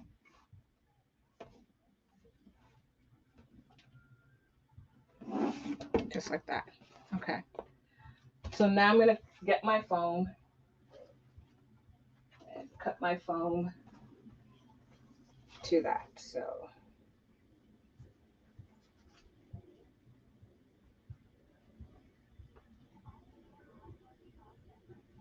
okay.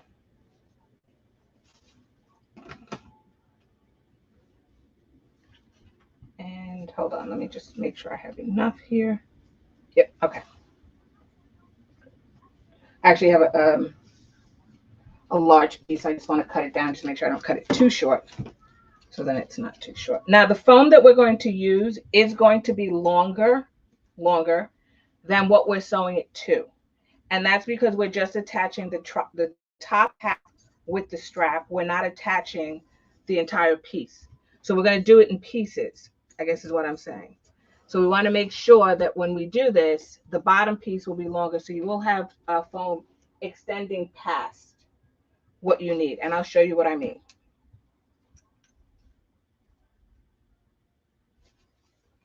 Okay. So I'm just going to cut this. Oops.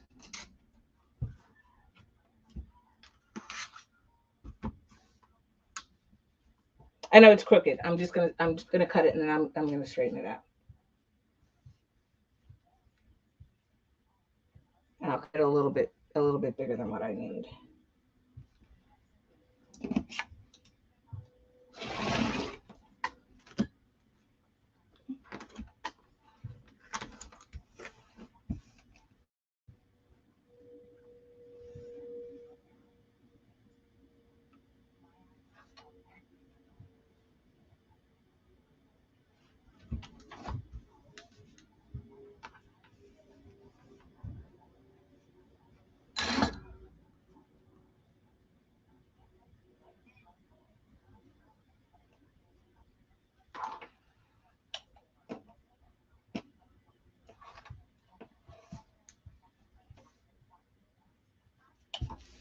Well, of course I can't see the lines, so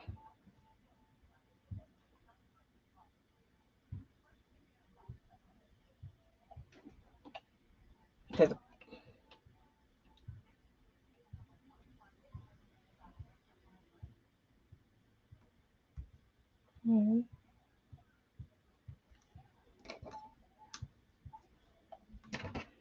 so just so that you know what I'm doing, I can't see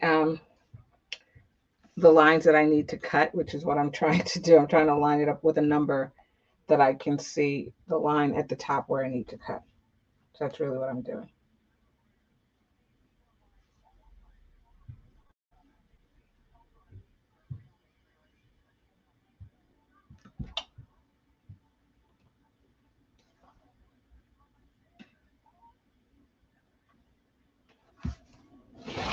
So that's what I was doing is I have a stand over here, so I can't see what I need to cut, and it goes all the way up to the stand. I want to cut into the stand.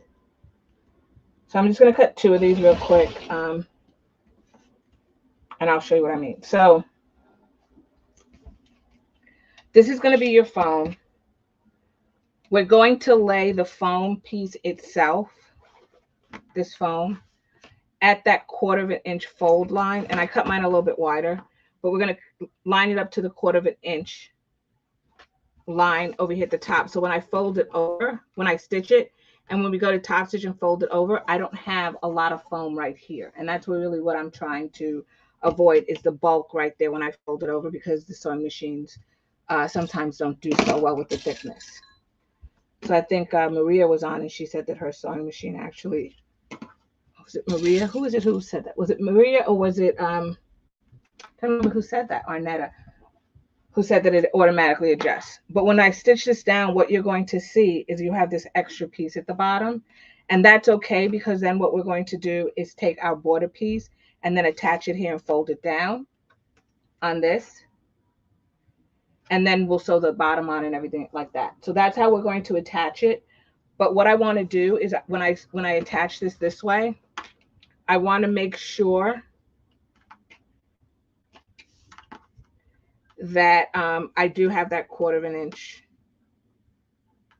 at the top. If you think a 1/4 inch is too little and you're fiddling with it, you can make it a 1/2 inch. It doesn't matter. Your bag will just be a 1/4 inch shorter. It doesn't matter.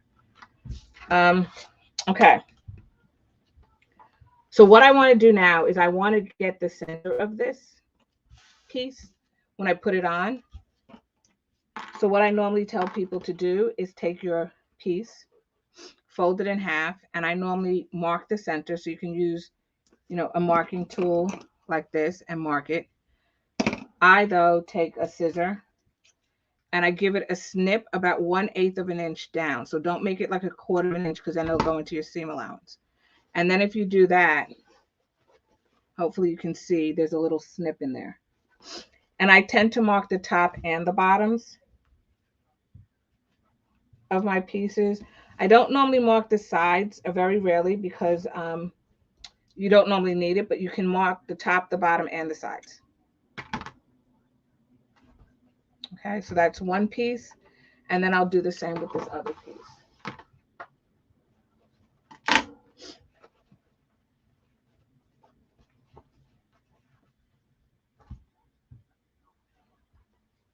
Oh no, guess what I did? I cut my piece. I cut a little corner out. Okay. I nicked the corner out of my piece over here. All right. We're going to do something really quick here. I'm just going to take it to the sewing machine and stitch a piece of fabric right there. I don't know how I did that, but I will stitch a piece of fabric right in that little corner. Note to self, move all the pieces out of the way. And actually, I saw the corner piece and I thought it was just a piece of scrap, so I threw it in the garbage. But I'm going to just sew a piece on here. Do I recommend that you do this? No. I recommend that you cut another piece if you have another piece of fabric. But it is in the corner, so I'll just cut another piece of fabric and stick it over there. So I'm not going to take you off camera with me. You don't need to necessarily see this. I'm not even going to interface it. I'm just going to put a piece of fabric.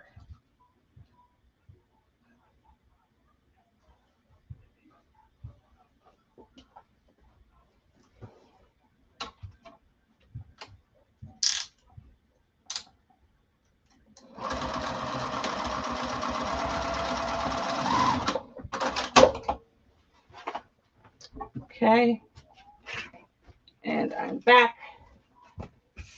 You can see I sewed a piece of fabric and I've got to resew that piece of fabric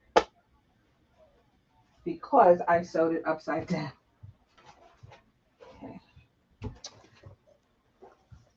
One more time, right sides together and sew this.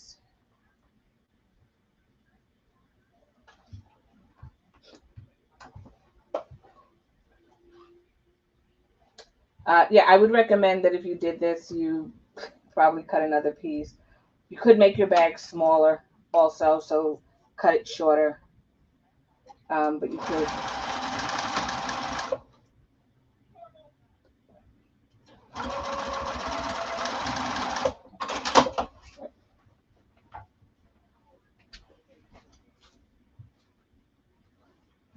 So there we go. I added another piece of fabric here. And all I'm going to do is just square this up at the corner. But I didn't even interface it. I'm just not going to make you guys watch me cut and interface another piece of fabric. So I'm just going to do this, and I'm going to do this like that. And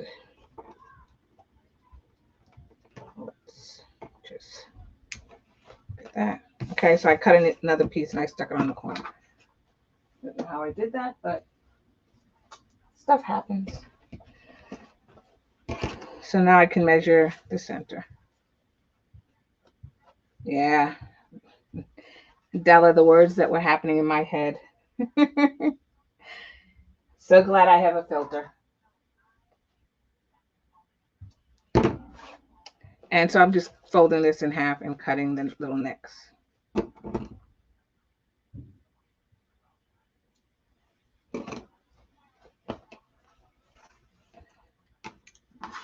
Great. Okay. So now what we're going to do is we're going to take these pieces, and I have one here.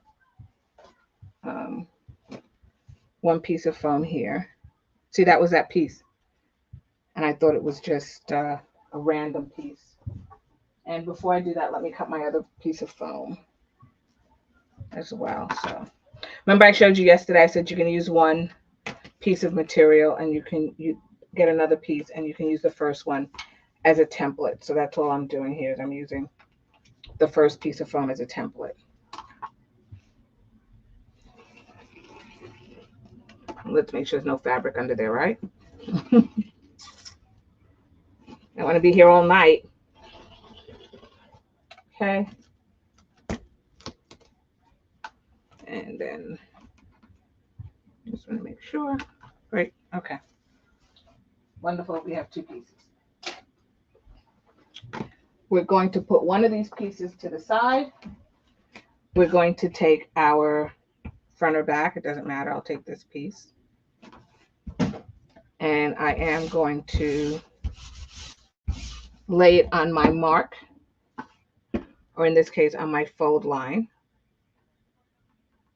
I will clip it in place just to make sure it's straight on the front.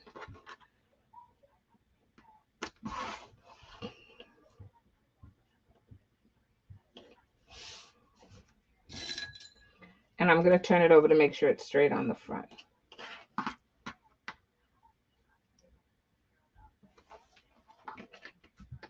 So I want to make sure it's straight along the bottom.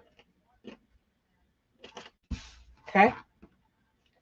So that's going to be our piece. This is the one that I messed up that little corner. And it's on there. So now that I know where the center mark here is here, and I know where the center mark is down here, all right, I can then take, so I can take a little bit off. All right, I can then line up the center mark here and here like this, right? Those are the center marks. And I can grab my strap. Now, if you remember, the strap is not finished at the bottom, so it's going to be tricky to hold it. So what I do is I take a piece of double-sided tape. I can see where the stitch line is, and I add a piece of double-sided tape to help it stick down. All right, so I just add it up until that point right there to stick down. Because I want it to stick to this fabric, is really what I want it to do. Just like that.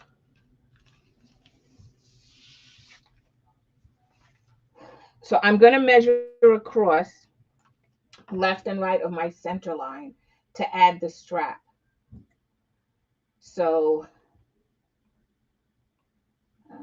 just making sure I have it. Yep. Okay. So I have to add it on this piece and this piece.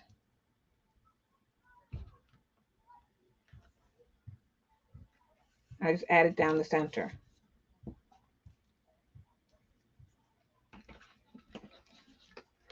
I also want to make sure that I measure here about a ½ inch, because this should overhang the bottom over here at the bottom about a ½ inch. So I'll do one side and then I'll do the other side. Now, what's going to happen is one, because it's not stitched down over here. What you will see is it will it may become kind of loose, but we'll talk about how we address that. One way to address it. Um, and then, so make sure I don't have any questions. So we're going to peel this back, but we want to make a line from our center line so we know where we're going to put it. So it's hard for me to see because it's on the white. So I draw a vertical line, and this I really recommend that you do in if you have a chalk liner or something. I'm going to draw a vertical line that goes down here because that's where I'm going to need to align my strap. So I draw a line that goes straight down here from my center, right? So there is a line that I drew that goes straight down here. I'm going to do the same thing on the other side.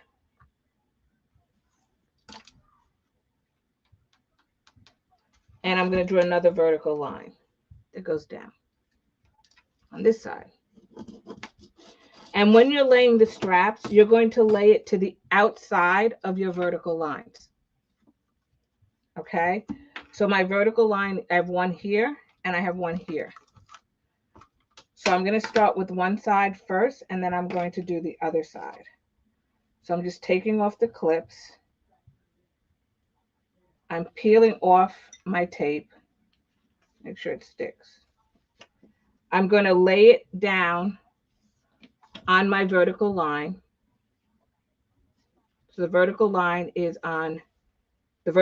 here, right? It's on this side. And then I want to make sure at the bottom, it's a 1/2 inch from that raw edge. So it's a little too low down. So I'm going to lift it up. You should have marked it on this, your 1/2 inch. So I'm going to measure down a 1/2 inch. And I'm going to lay it on the vertical line. When you do that, you should notice, and then just press hard. When you do that, you should notice that this stitch line here is below the top here. So there's a good distance. We're going to then put another stitch up here, and then we're going to top stitch, but we want enough room to make sure that this moves. So we will be stitching across this on that line that goes across here. So it gets that much closer, and then it comes down about a 1/4 inch. So you only have about maybe a 1/2 inch gap when you're done. Okay. So this one I've pressed down firmly. I'm then going to take the other side here, and I'm going to do the same thing. So let's cut these threads off a little bit.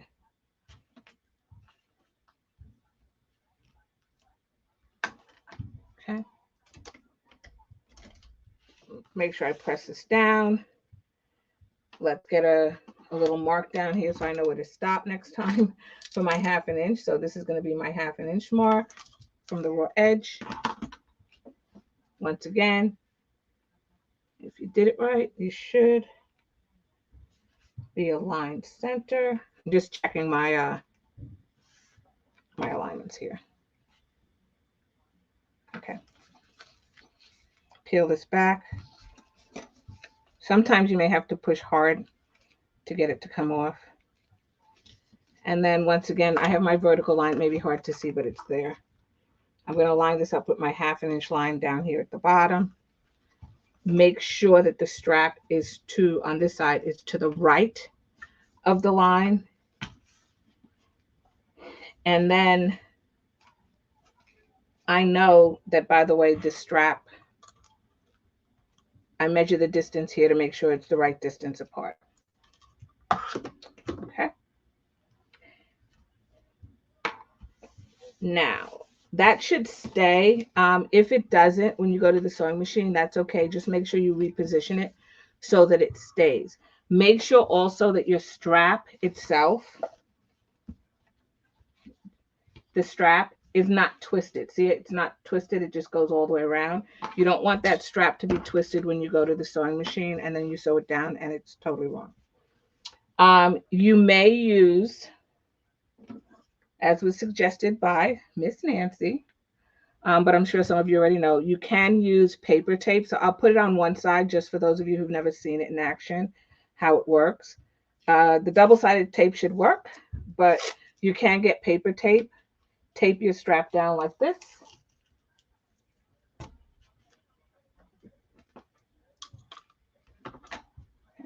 It actually rips very easy. And I'll do one side so you can see. And that can help hold it in place as well. It's not a lot of tack, so you don't have to worry about it gumming up anything like that.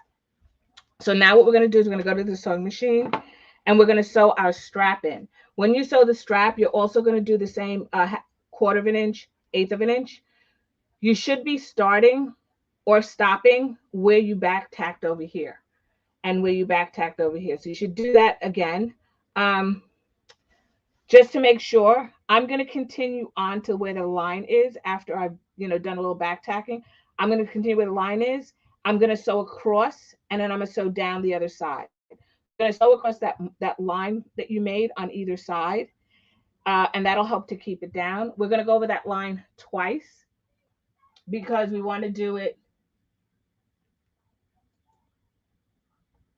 because we want to make sure that it's in there really well. So Della says, if we use rivets, do we still sew the line on the strap at the top? No, you do not have to. You can just sew straight up on either side. I think that's what your question is, right? You don't have to sew this line that goes across because the rivets will hold it in place. So you don't have to. You can also, if you have rivets, if you evenly space them, it will also make a nice decoration, right? So if you put like them every maybe inch apart and you put a couple of rivets in, not only would it add stability, but it would also be very pretty as well. So I've seen people do that with straps also. That's an excellent question, Della. Okay. So I'm going to go to the sewing machine and we're going to sew this strap in.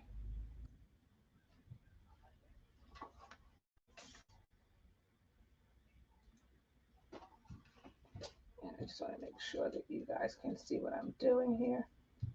I knocked this when I came before, when I moved before. Okay. Hopefully that's a good angle. I also tried to get you guys some light so that you can see it. Okay. So let's sew this down. I actually start from the top. Once again, it's a four or a 4.5. I actually start from the top and sew down. That's the way that I sew. You can start from the bottom and sew up. It's totally up to you.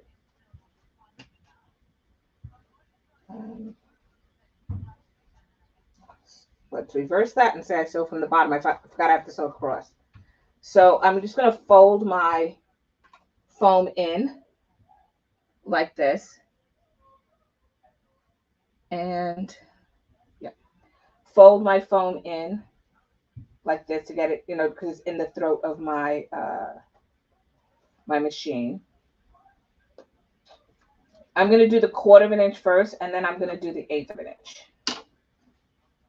All right, so I'll get my thread out of the way. Stitch length is a 4. Remember, there is that line that you drew, so you can always readjust this if you need to, which is what I'm going to do. And then I'm going to sew. I do back tack. It's a force of habit, but I do back tack at the bottom.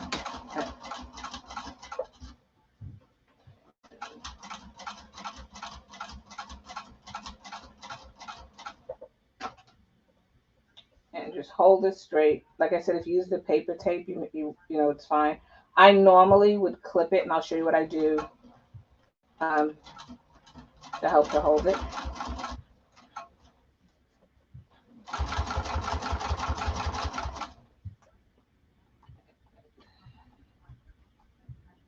Sorry, it's a little bit thick.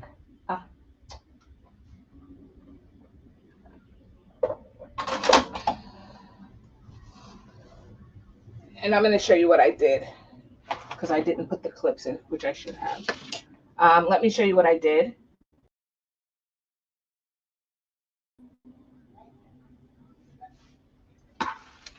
Can you see how this started to buckle as I was doing it?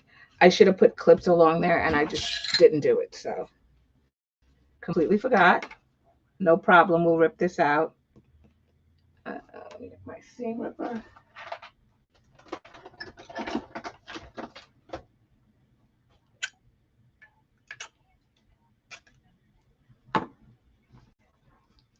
And I'm just going to rip this out very quickly. What's nice is because the stitches are big, it actually comes out relatively quick.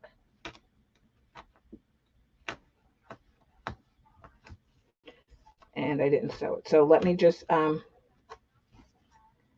I also do normally is I baste the sides of the foam on so that that doesn't happen. So if you've ever seen me do this, you've seen that I baste it. And I would say, oh, I basted because I don't want it to shift. This is a perfect example. All right, so it actually shifted up there. And I could see it when I was doing it. So I'm going to make sure, before I go any further, make sure that I'm in a good place at the top.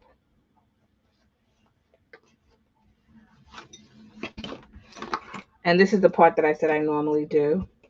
When I lay my strap down on here like this,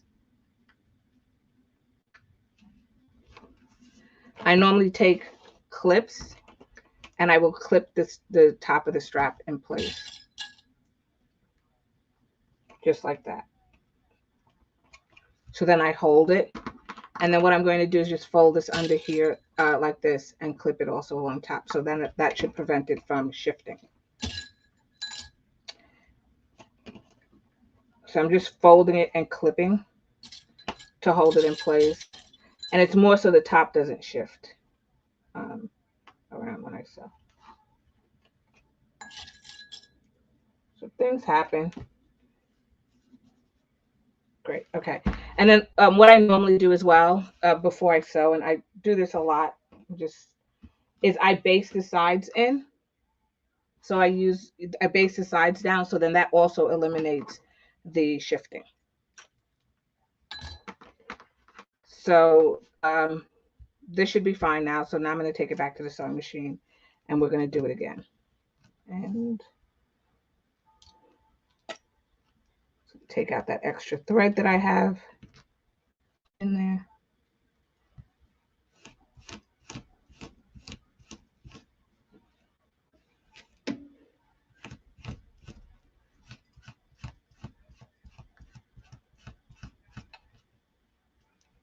Okay.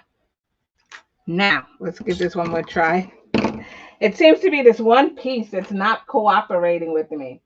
It's the same piece that I had the corner problem with. That's not cooperating. So I don't know. I don't know, guys. It's like not making me happy tonight. Not making me happy at all. I'm trying to get this. Okay. Yeah, it's so much better. Okay. Whew. One more time for the people tuning in. So we're going to do this. Make sure you have it on your line. I've clipped it in place. We're going to do our 1/8 of an inch. I actually adjusted my pressure as well on my, because I could see that it was puckering a little bit, just so that you know. So if you can adjust the pressure of the foot, you know, how much it pushes down on your material, that also helps it to glide better. So you can do that as well. So I adjusted the pressure on my my machine. Okay, so let's give it another go. Hopefully we don't have that problem.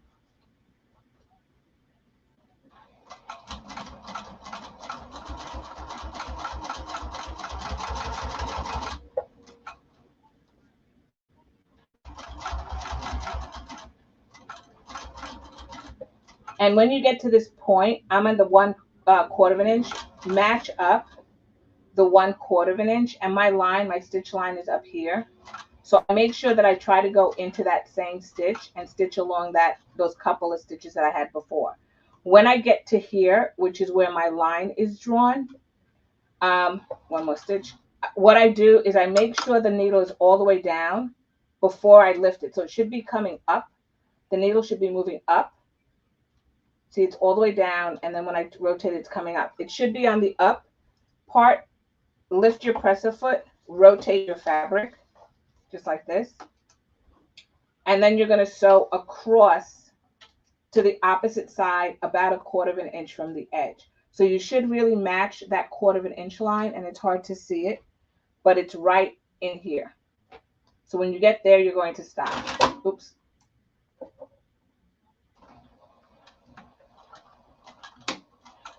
I back tacked only because I don't know if you heard, but my machine cut the thread. So I'm going to rotate my arm, make that needle is coming on the up position. Rotate it again and stitch down the other side. So I'm making a line inside the stitches. When I do the 1/8 of an inch, I'm going to go with that same line, which is going to help to reinforce it.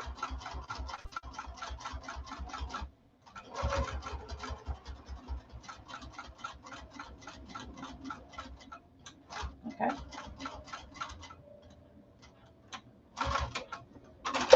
Okay, so we got both of those sides done. Now I'm going to do the same thing, but I'm going to do it at 1/8 of an inch instead. So let's do 1/8 of an inch. Sorry, pulled my thread here a little bit.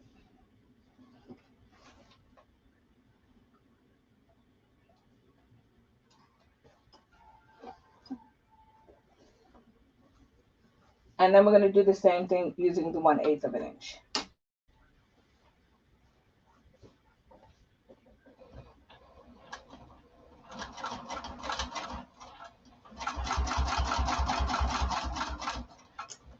You could have attached this and not, put all the pieces together and then do the foam separately and attached it.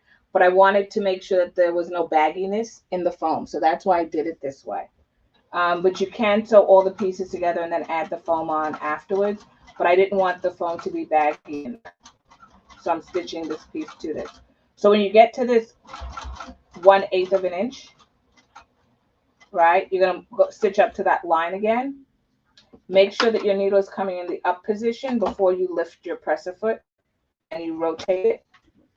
You want to sew once again on that line. Now, if this is a vinyl strap, I wouldn't necessarily recommend that you sew across that area again because it just creates more hole. Remember, I talked about perforation. So what I would recommend is that you just, if you're going to sew across it once. And if you sew across it when you do the 1/8 inch. So you're at the outermost point and then you're sewing across. So I sew till I get almost to 1/8 of an inch on the other side. Lift my presser foot. Make sure that needle is going in the up position. I forgot to check that. And I'm going to cut this. I want to show you something. And I think my bobbin is out of thread. So it's fine. But I want to show you something. So when I tell you to make sure that it's on the up position, if you don't, when the thread starts to sew, you see how you get that, like, I don't know if it's hard to see here, but there's kind of like this little jog right here. That's what we're trying to avoid. So that's why I mentioned make sure that you're on the needles coming up before you lift the presser foot. Mine is doing this because I'm sure I'm out of bobbin thread. So let me check my bobbin really quick because I'm sure that that's what that is. Oh, no, I got bobbin thread.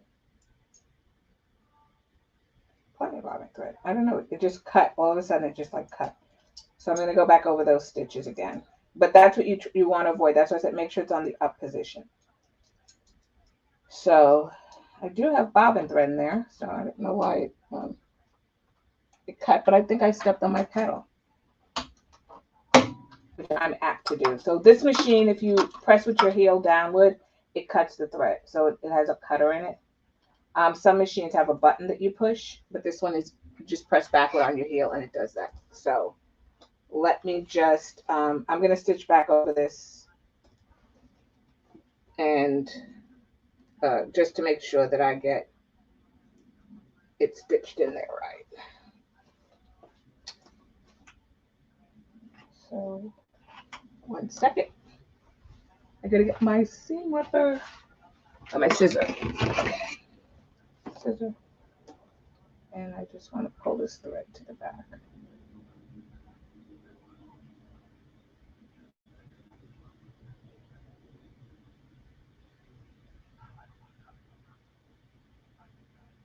I'm just pulling my thread to the back so it's out of the way. That's what I'm sitting here doing. And it says, why not sew the sides first? So Nancy, I think I just saw this. I think what you're saying is, why didn't I baste the sides first to hold it in place? Sorry, I just saw that. Or were you saying sew the side of the sides that I'm sewing now? Not sure. I'm not sure when that came up. I didn't see it. What I'm finding out is if I'm on Instagram, I mean, if I'm on Facebook, I see Facebook. If I'm on YouTube, yes, that's what you meant. Yeah. Yeah, the basting definitely will help. And I normally do that. I normally do baste.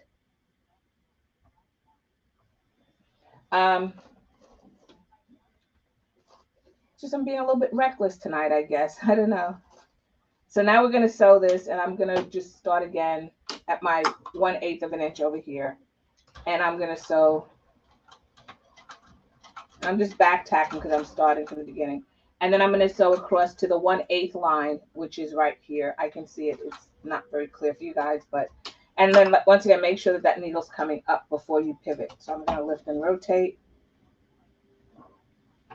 And then I'm going to sew down the other side at 1/8 of an inch.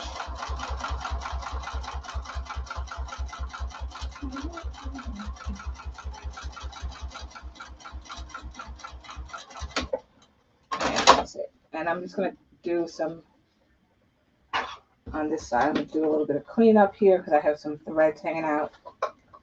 But this is what it should look like. You can see that I stitched across this line twice is what I did. And like I said, that's just to reinforce it. If you have a rivet, as Della mentioned earlier, you don't need to stitch across. Just hit these lines. Make sure you back tack to reinforce it, and then you don't have to worry. And then you can just stick your rivet right there. So this other side, I used the paper tape to hold it down, which is what I mentioned before. So this one, it's using the paper tape. It holds it down nicely. And then what it also does, so along with the tape that's on the back, the double-sided tape, I just put this tape over it.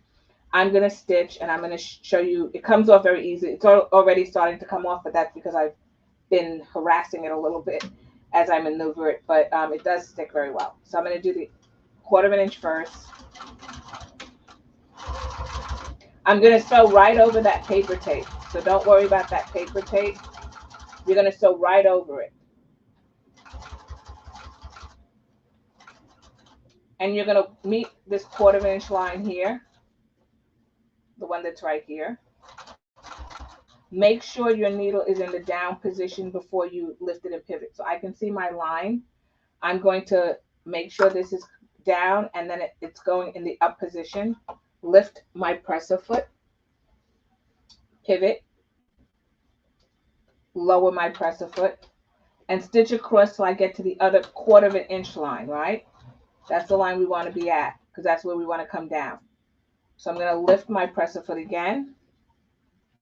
Let's make sure that this is going up. It's starting to come up. And I can see I'm not quite there, so I'm going to turn my stitch length down to like a 1 or a 2. Then I'm going to turn it back to 4. That'll give me a shorter stitch. Nobody notices it, but it gives you a shorter stitch. And then that way you can get right where you need to be. I'm at the 1/4 inch. I'm going to stitch down this side as well. You can see also, hopefully, that I stitched over this paper tape here. And it's not an issue. It's going to come off very easily. Just like another set of hands, that paper tape.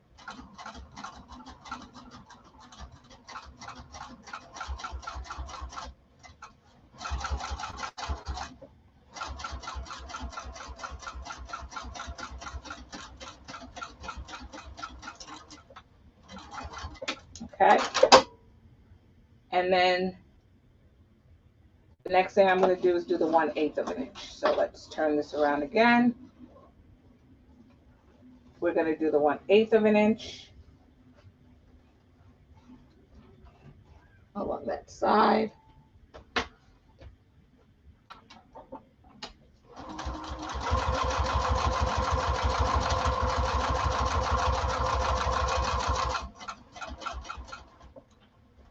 when you get to your line up here at 1/8 of an inch, make sure you do your best to try to make them meet. Make sure your needle is going in the up position. Lift your presser foot and rotate. We're going to go across that line that we sewed before, so we're double reinforcing it. When you get to the 1/8 of an inch line on the outside is when you're going to rotate. So when that matches, you're going to rotate it again, and you're going to stitch down at 1/8 of an inch.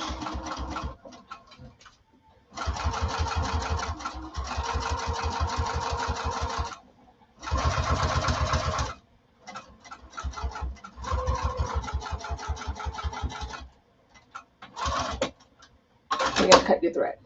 Okay. Yeah, the sides. Okay. So we've done that. So we've done both sides now, right? We've stitched down both sides. And let's go take a look and see how it looks. We'll have to do some thread cleanup, but let's take a look and see how it looks.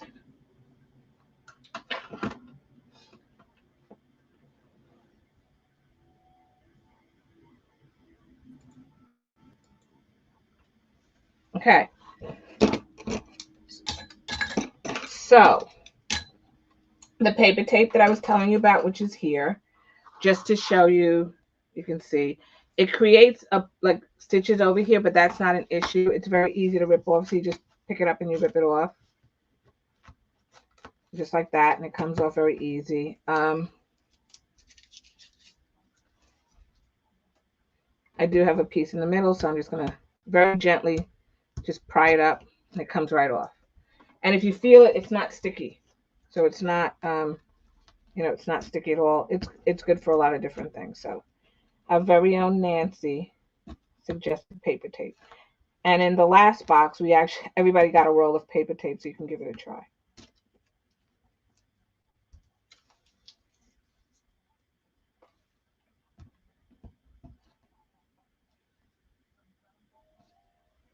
And I've got a little bit in there, so I'm just going to just scrape very gently, scrape the tape. And it should come off. Just try not to rip those stitches. That's one. There's two. So do what you need to hold this, you know, to hold it down. That's just a suggestion. It's one of those things that you probably want to have in your toolkit of bag making supplies. It is a nice to have. It does help you with, you know, like I said, give you an extra set of hands. But once again, it's not a have to have. So if you don't have it, don't get stressed. But, you know, if you're going through and you see it in the Walmart or wherever, grab some. Yes, Miss Nancy loves her paper tape. I'm going to find so many ways to do it. So now I can unclip this. All right, and my straps are in place.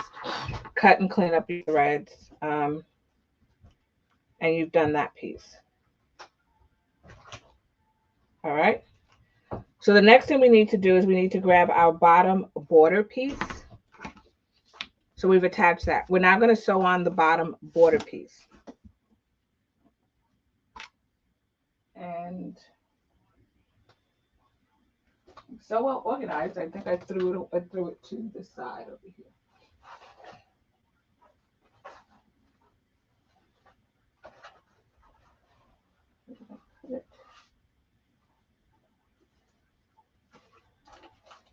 All right.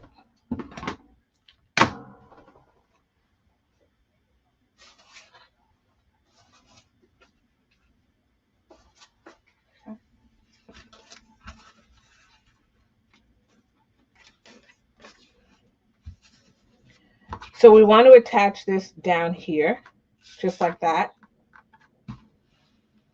Hopefully you guys can see that. I'm a little behind, I think, in my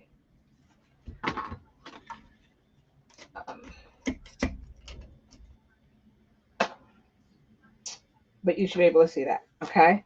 So what we're going to do is we're going to attach this now to the bottom. But because I already have the foam down here, it should be that much easier To do that, what I'm going to do, and I do add this extra at the bottom, because as you're carrying it, you also don't want it to get dislodged down here. So if you put it exactly here, and it's easier that if the seam rips, you'll be able, you'll be able to see it. But by putting it down here, about a half an inch, actually helps in case it gets dislodged at the bottom. Okay. Also on the back, you can see how I sewed it in, because I wanted it to be stabilized against something. Other than that, it would be floating around. Your phone would be floating around inside your bag, and I don't want that. Okay. So we're going to take this piece. This should not be your bottom piece. So you should have two of these the same size. If you match it up against your bottom piece is wider. I don't want to give you the dimensions, but it is wider than this piece. So we're going to take this piece. We're going to lay it wrong side up or right sides together. So this is the right side. You can see it's the darker side is the right side. We want to put them right sides together. And what we want to do is we're actually going to sew that across. Right? So we want to put these two pieces together, lining up the raw edges. I'm going to clip it at the sides over here. I'm going to put a couple of clips. I'm going to put like 2 clips on each side. That's to try to minimize the shifting of it. If you want to, you can actually put a piece of double-sided tape. Make sure it's the thin one, like 1/8 of an inch. Even if you use a 1/4 of an inch, only put a 1/4 of an inch is thicker. So what you're going to do is an 1/8 of an inch of the 1/8 of an inch from the tape will be on this side, and 1/8 of an inch will be on that side. You want to just keep it so that you don't have to peel any extra off. So you have an 1/8 of an inch tape, it'll be perfect. You can just lay a strip across here, and that'll also help to hold it down. I'm sure if you wanted to, you could actually stick a piece of paper tape, in a couple of spots and do that as well. So I'm going to just line this up on the edges, and I'm going to clip this in place. Just like this. And I use 2 just to make sure it doesn't shift. Okay. I'm going to use a stitch length of 3, and I'm going to stitch across this at a 1/4 of an inch seam allowance. So let's go to the sewing machine and do that.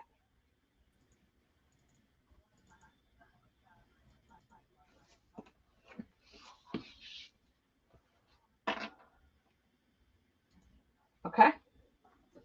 So we're going to change our stitch length down to a 3. It was at a 4. We're going to change it to a 3. We're going to stitch this down.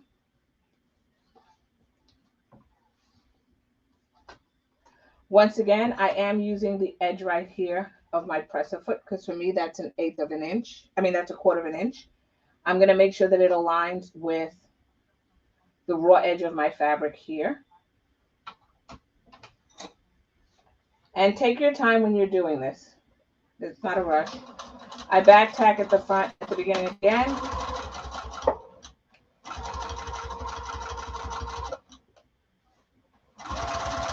When you come to that strap, also take your time, because it is going to go up and down.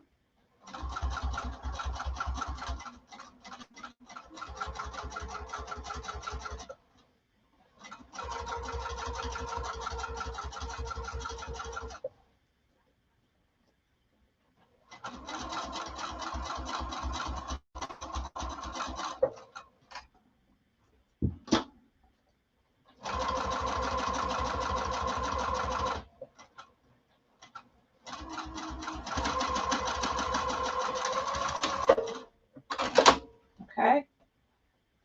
And then you can lift your presser foot, and you would have stitched across the bottom here.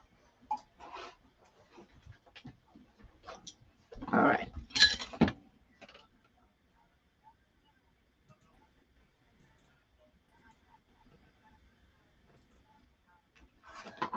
So what we're going to do next, okay. What we're going to do next is we're now going to fold this down. So I'm taking out the clips, and I'm just going to fold it down and press hard towards the bottom.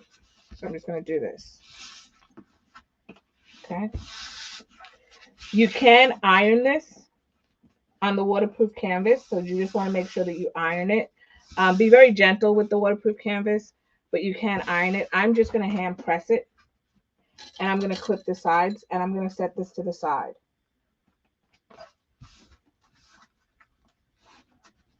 So we've done one. So the next one should be a lot easier, right? Because we made all our mistakes on the first one.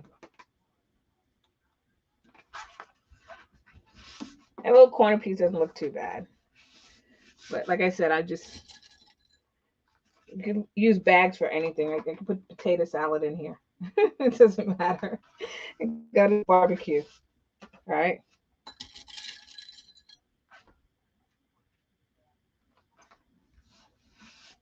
Okay, so that's our first one. So almost there. We got to make another one, and then we have to do our sides.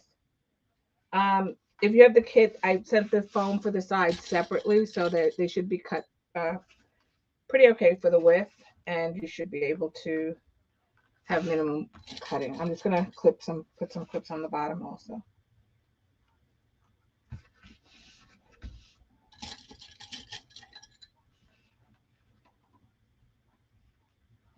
Okay. So you guys ready to do the other one? That's one down.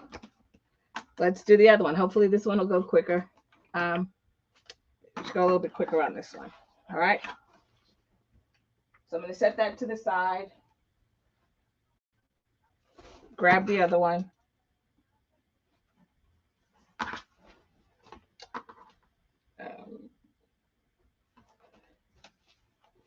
Make sure if it's directional, you have it at in the right direction. So I'm just doing this.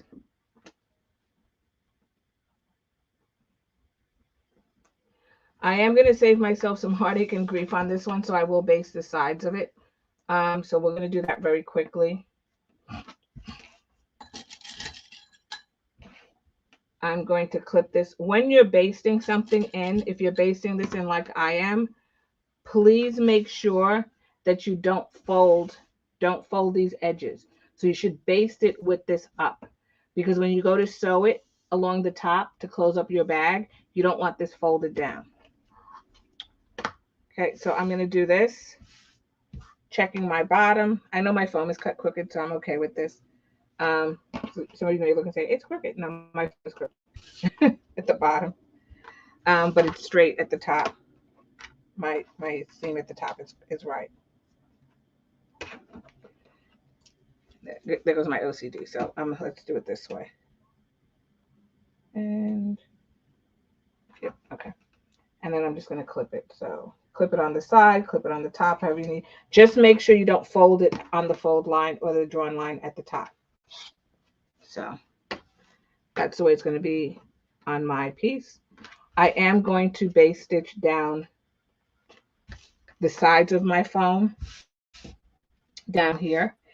And I'm going to just actually, let's just base down this way and across the bottom as well. Okay. Della says it. I said, who's ready? Della says, Della goes, ready. I'm not, I don't think the people on Facebook can see it. That's why I think it's so funny. I can see it. And so I'm showing you, I'm ready. Okay, great. So we're going to do 3 sides. We're going to do a U. We're going to sew down this side. We're going to go across the bottom, and we're going to go back up. We're going to use, I use a stitch length of 6 to baste, because that's the longest stitch length on my machine. To base stitch it, you should use the longest stitch length you have. If you want to use 6, that's also comfortable. If you have a 9, you want to use 6, it should still be pretty comfortable and okay to use. I just use that because in case I have to rip it out, it's not, and it's not permanent. The other thing about basting the piece is you want to baste it within, or actually to the outside of your seam allowance. So the seam allowance is going to be 1/4 of an inch. I then therefore baste it at 1/8 of an inch. And that's so that when I stitch my seam allowance, I can just leave the basting stitch in. Some people have you base stitch it at the same seam allowance, but then what happens is you have to go back later on and rip it out, especially if you went off a little bit. So what I have you do is base stitch it at 1/8 of an inch. Doesn't matter if you go a little bit off, because you're not going to see, just it's sort of like tacking it in. And then when you do the 1/4 of an inch, you can just leave it in there. So let's go to the sewing machine and baste this in. And we're going to do a U, right? We're going to do down the side, across the bottom, and up the other side.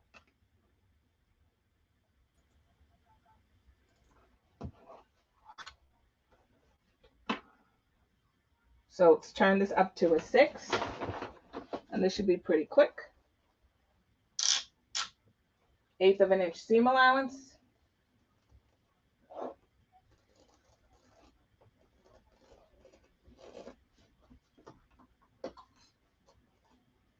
Once again, make sure this is not folded. You don't want that to be folded because you don't want to have to unpick it when you go back later on to sew the top. So just make sure it's unfolded.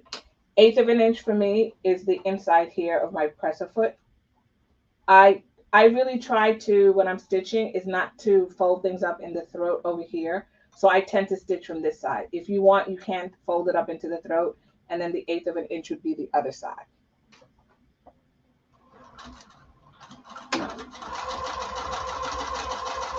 So what you're going to do is stitch until you get to the bottom. And because we're doing an 1/8 of an inch, you should be an 1/8 of an inch from the bottom before you rotate your piece.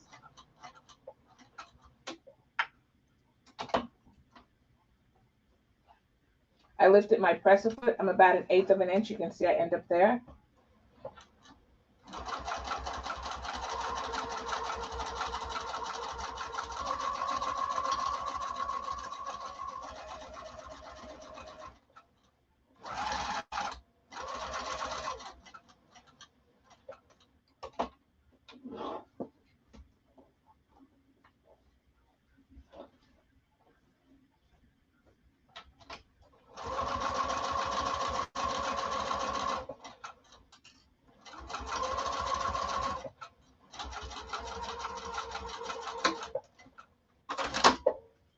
Okay.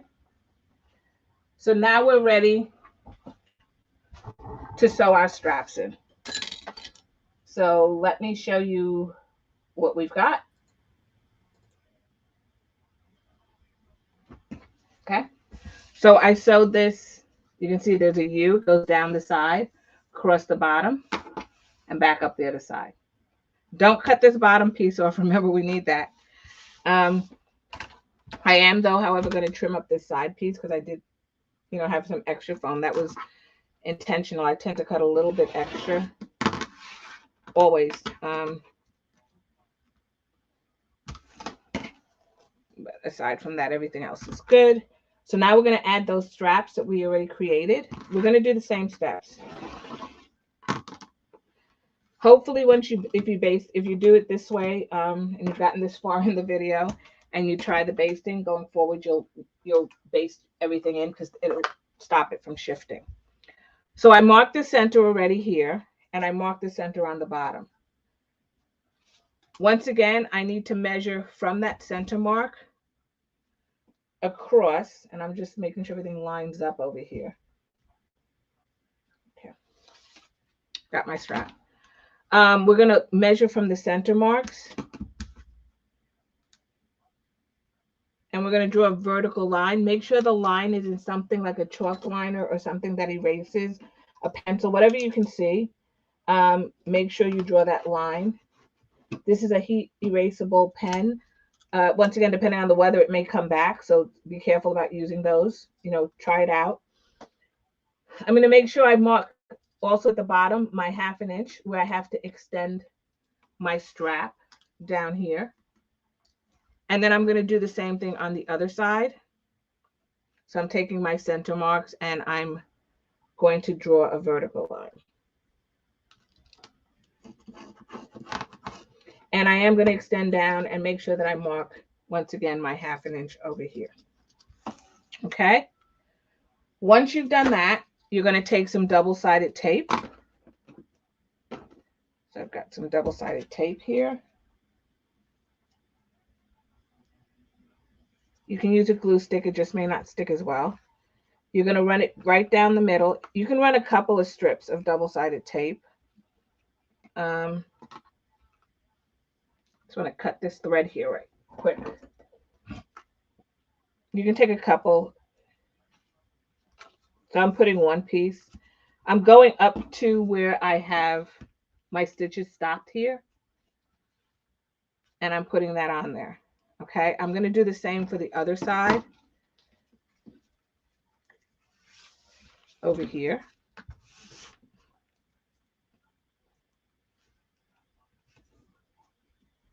Right to the bottom, and I'll put 2 pieces over here just to show you. It doesn't. The only thing you want to try to do is keep it outside of your seam allowance. So this piece here, I don't know if you can see it. This piece here is kind of close to my stitches, so I'm just going to shift it in a little bit. And I haven't really pressed it very hard, so hopefully it'll allow me to lift it, the whole thing up, because I didn't press it down hard. So I'll do that, and then I'll just lay it right as close as I can, but away from that stitch line, because I don't want it gumming up my needle. That's really what I'm trying to avoid. It is low tack, but if you don't clean off your needle, eventually it does build up. Somebody mentioned, her name is Yana. She's a designer. In our last sew along, really nice designer. Go check her out. And she mentioned that she keeps lip balm because it's petroleum based, and she keeps that and rubs it on her needle to get rid of the gumming. So I haven't tried it, but that was an excellent tip, I thought, and I'm definitely gonna get me some lip balm and give it a try. Okay, so I'm gonna peel this one off as well.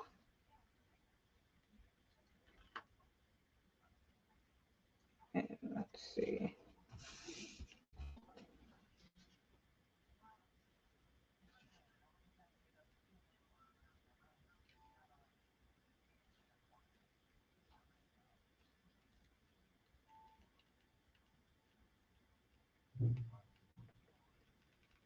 Okay. Sometimes it comes easy, sometimes it doesn't. All right, I think I got it. Okay. You can also use, I've seen people use a point of a scissor. You can also use the beacon tack if you want to, instead of double-sided tape, and just put a couple of little dots because it's a glue. And if you put an iron on it, it'll help us dry it or heat it quicker. And you can use that as well. So this is just something else you can use. So I'm just going to press this down. I can see my line. You may not be able to see it, but I can see it. It's on there. Just like that. Make sure your strap is straight. You're going to put it on the other side. Make sure also that you are doing it at the 1/2 inch at the bottom. You're leaving that open, or that overhang, I should say, at the bottom by the 1/2 inch. Once you have your strap on there, just like that, I fold this over, and I'll put the clips now to hold it. Like I said, I find that if I do that, it doesn't shift. The fact that I stitched the side, which is, I don't know why I didn't do it. I just lost my mind a minute ago. And I didn't base stitch it, which is something that I do a lot, usually in these videos. I think I make people sick with the way I base stitch everything. And I'm going to put that there. Okay. Your pieces are down. If you need to, you may add, like I said, if you have paper tape, you can do that. Measure across here to make sure that it is the same distance going across. So you don't want, something that's 2 inches and something that's 5 inches. So you want to make sure that your distance separating it is the same. Once you've done that and you know it's the same, the other thing you can do is grab your other piece, which is this piece here. You can lay it on top, and you can look at your strap. So you can look at the strap to make sure it's aligned, right? Because I know that the edges are aligned left and right, but now your straps are aligned. So you know that you're in a good place. So a couple of ways to double check. We're now going to go in and we're going to stitch those down. Good evening. I don't know who that is, but just let me know from Facebook. If you give StreamYard permission, it will let me know who you are. So what we're going to do is stitch that down. Remember, when we get to where we have this, the back tacking that we did, we have to go up to the line here, and we're going to stitch across. So on either side, we're going to stitch across. And we're going to stitch across that line twice, right? We're going to stitch across it once when we get there for the 1/4 inch, and another time when we get there for the 1/8 inch, which will help to reinforce it. like was mentioned, if you use rivets, you don't have to do that. Just stitch straight up and tack, back on where it is there. So let's go back. Let's go and do that. I know it seems like a lot, but we are in the home stretch. So I'm going to stitch from the bottom, and I'll start from the outside one first and then do the inside one. I am starting on the fabric. Remember, I always said start. We're doing all our stitching on the fabric, not doing any on the waterproof canvas. We're going to do the 1/4 inch first, 1/4 inch outside of our presser foot. Turn your stitch length to 4. Move this clip, and we're just going to start stitching.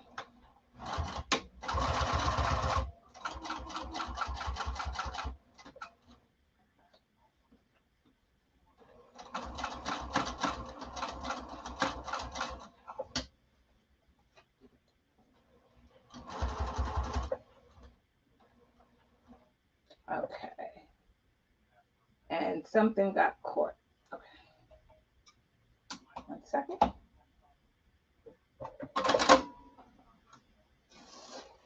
I'm going to take this opportunity because my thread broke, but I'm going to take this opportunity to actually change my needle since it broke. I'm doing a lot of sewing. So I'm at the sewing machine. So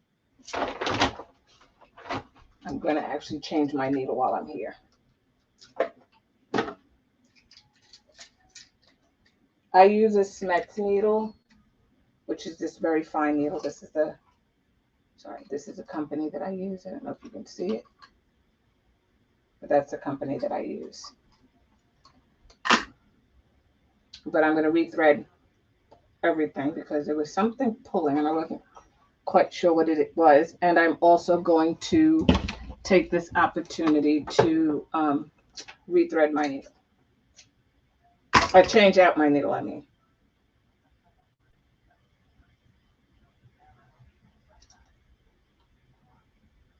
It's always when you're down to the wire and you're almost done that something happens, you run out of bobbin thread, any number of things happen.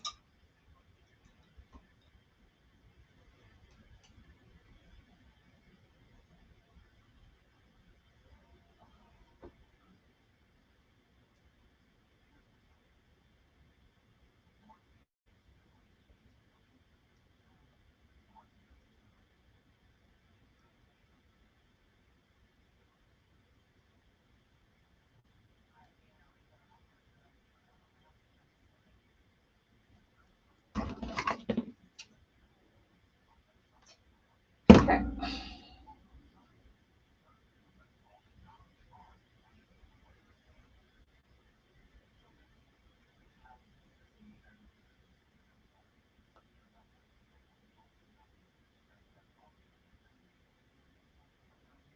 Alrighty then.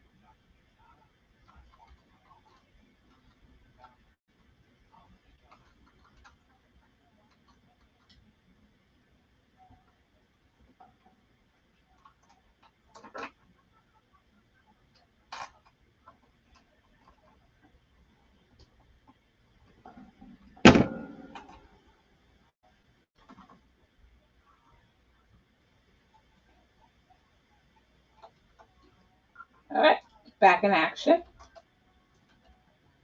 And I do normally,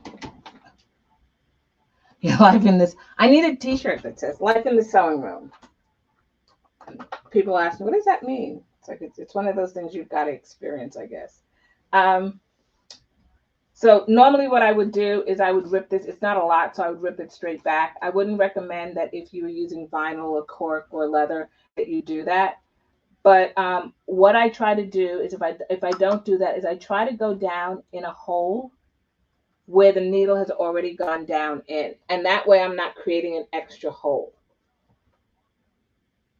And I leave a long thread, and then I can start stitching. So I'm really just over stitching those threads.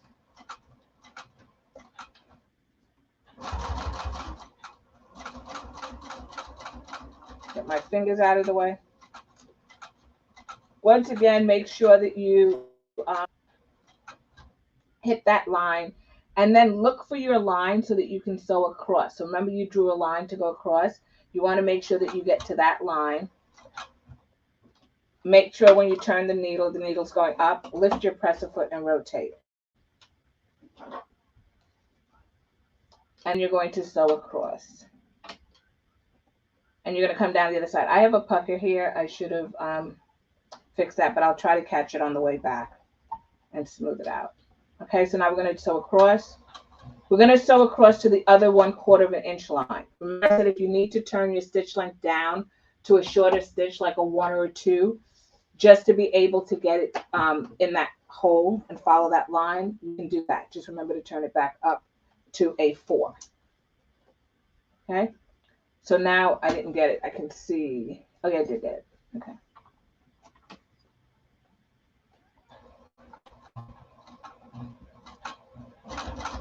So now I'm going to sew back down the other side.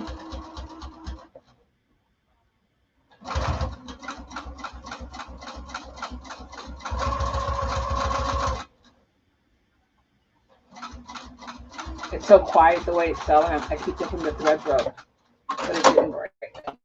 Okay, so that's one. That's a 1/4 of an inch. We're going to do the 1/8 of an inch. Remember, I said when you get to that horizontal crossover, we're going to stitch right on top of the other line. So we're going to do the 1/8 of an inch.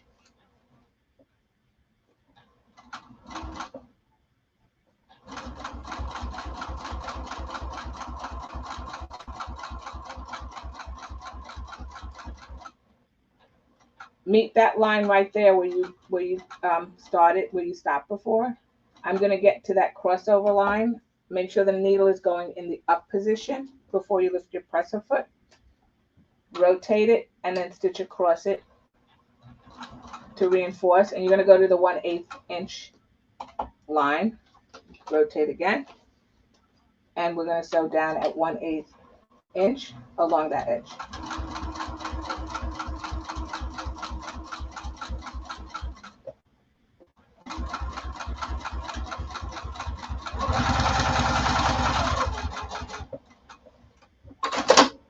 Okay.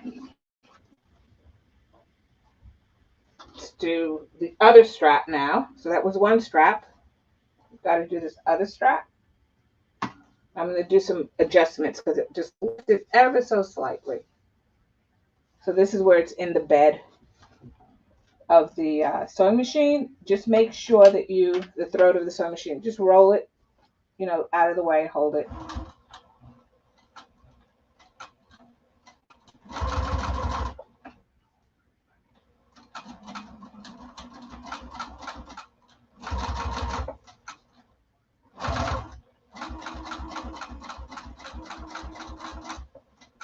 And I'm not tugging on the material. I'm just letting it feed through. I'm just actually just holding it a little bit firmly. So when I get up to my line, which is right here, I can see it. I'm then going to lift the presser foot, rotate again, stitch across that line. So just follow the line till you get to the 1/4 inch, because we're doing the 1/4 inch first. Rotate again. Sew down the other side at 1/4 of an inch.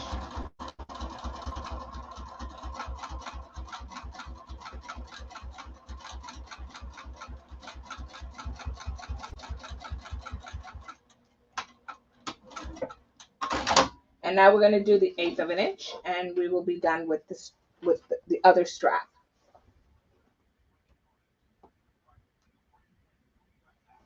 Okay, so let's do 1/8 of an inch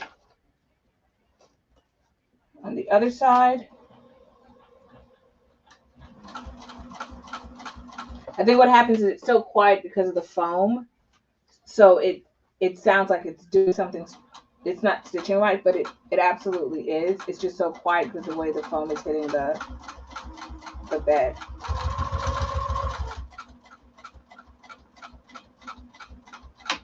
Make sure you match up those threads at the 1 inch mark. Go up to your horizontal line, rotate, make sure the needle is going in the up position, stitch across that horizontal line till you get to the 1/8, which is right on the other side.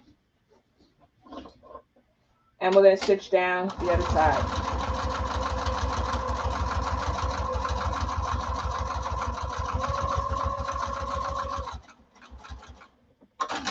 And we're done. So that's our second strap. The next thing we have to do is attach our bottom, right? So we're going to attach the bottom, and it's referred to as the accent piece on the bottom, and we have to attach that. So let's attach that accent piece. I'm just going to go back to the cutting mat.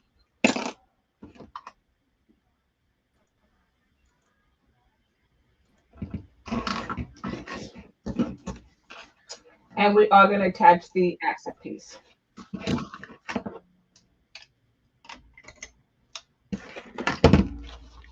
And before I do that, let me just clip a couple of threads here. And they have a couple of hundred threads. They multiply.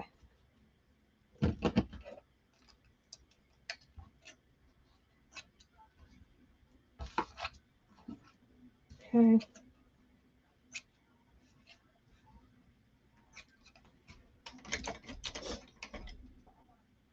Good night, Miss Nancy.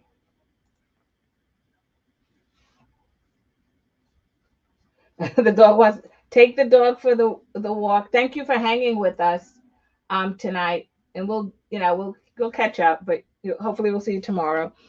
Have a good night. So we're going to take this piece, which is our other border piece, lay it on here right sides together, match up that raw edge. Remember I said I double clip. So I put a clip here. I put a clip here. I do the same for the opposite side. And then what we're going to do is we're going to sew across the bottom. Okay, so we're going to just sew across here. I'm going to go off camera for a second. I'm going to sew that.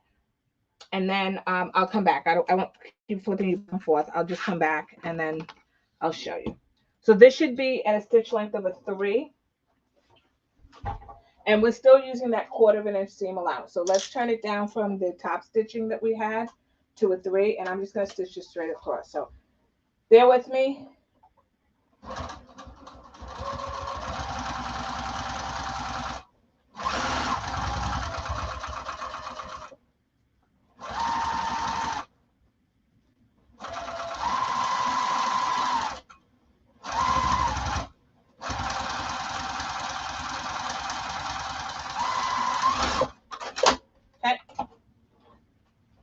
So this is just what we did before.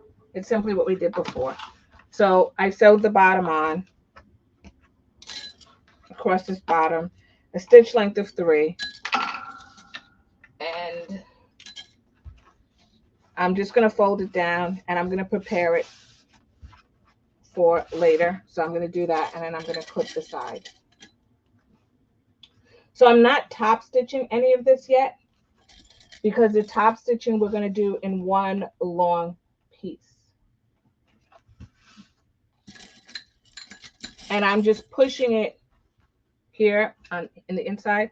I'm just pushing down this way, right? So all of the seam allowances on the inside should be towards the bottom.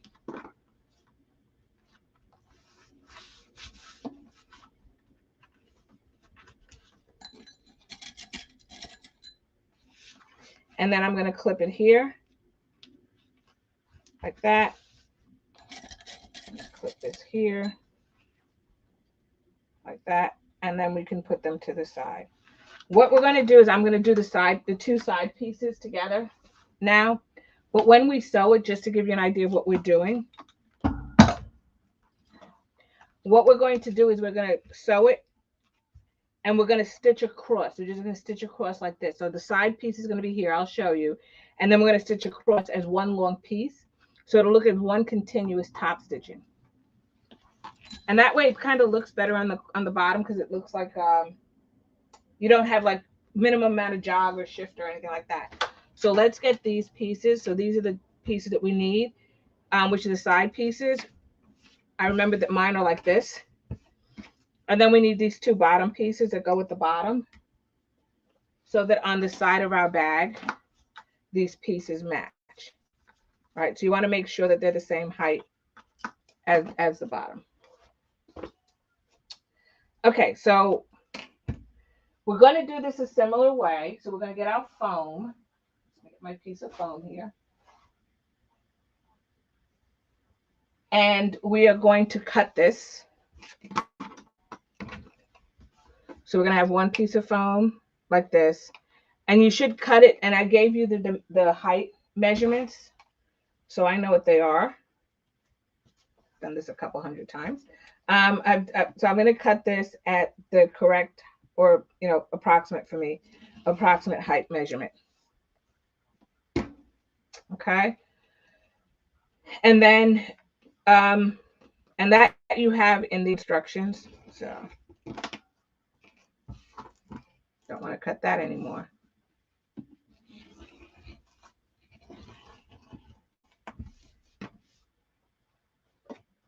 All right.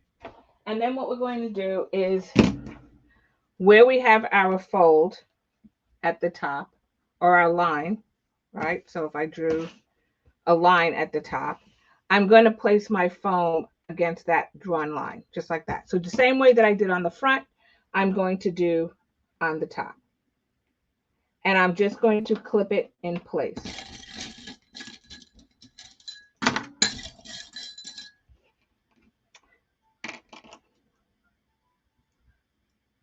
For my own sanity, I will be basting the sides like I did before. So I'm going to base down and make a U here.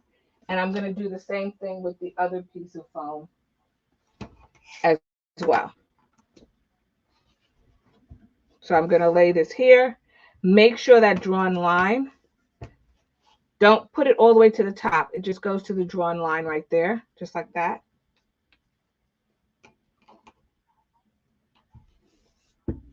And then you're going to clip it. Make sure when you baste it, we are basting it with the top unfolded. So don't fold the top.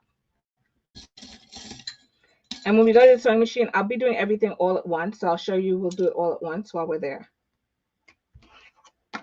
Okay. So I know I have extra. I actually cut mine a little bit longer anyway. But don't forget, we then have to take these pieces and attach them to the bottom.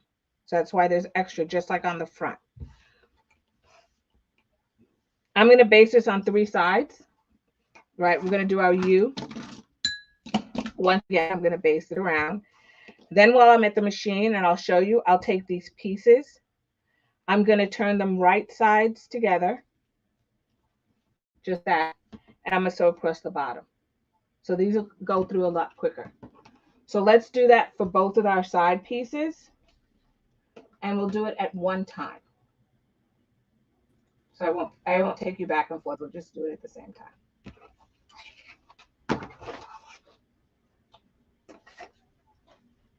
So the first thing is the baste. So we're going to baste both pieces down onto the foam.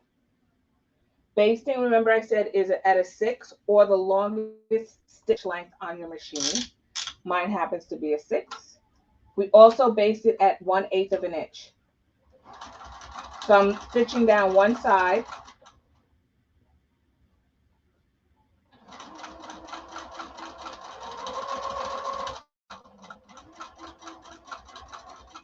When I get to 1/8 of an inch at the bottom here, I'm going to lift my presser foot and pivot, and then stitch across at 1/8 of an inch. I'm at the side, lift the presser foot again, pivot, and baste it.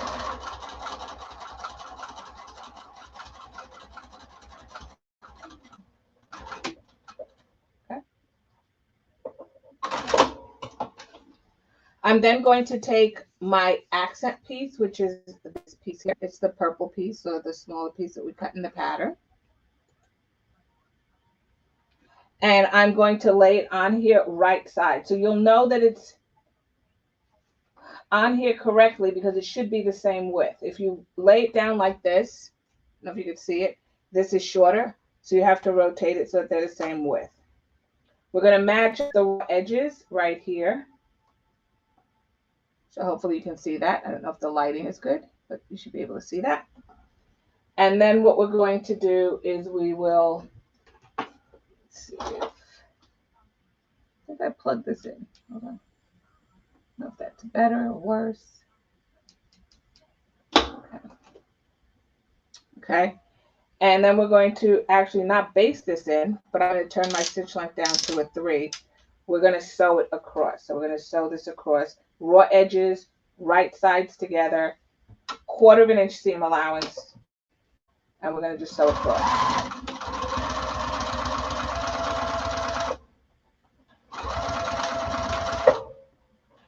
So that's one.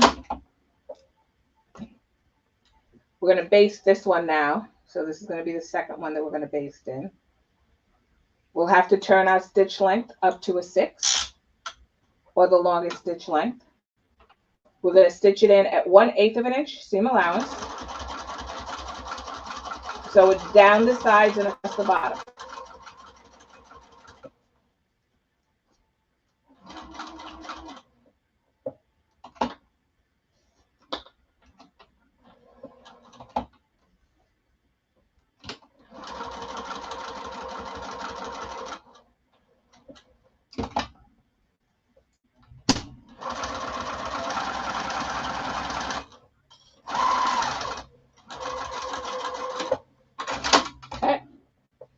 Now we're going to turn our stitch length to a 3.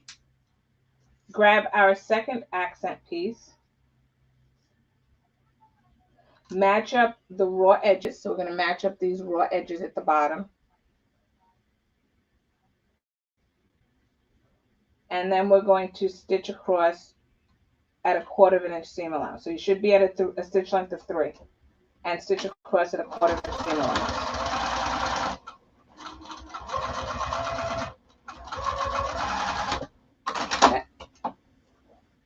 And we're done with that piece. So now we have our side pieces. We're going to do a little bit of trimming here. And then we're going to start putting the bag together. We have one thing to do, and then we're going to put it together. We have to do the bottom. So I'm just going to trim off some of this extra foam that we have here, or that I have here. And I'm just going to make sure I pull this down really nice and firm. And I'm going to trim this foam.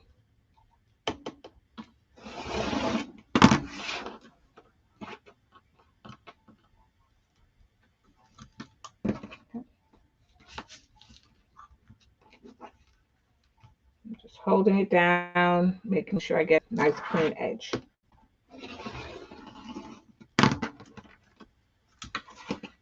We're going to do one more round of basting. And we're also going to baste the foam to the bottom of our bag, because we should baste the foam to the bottom of the bag. If you haven't done that, I don't.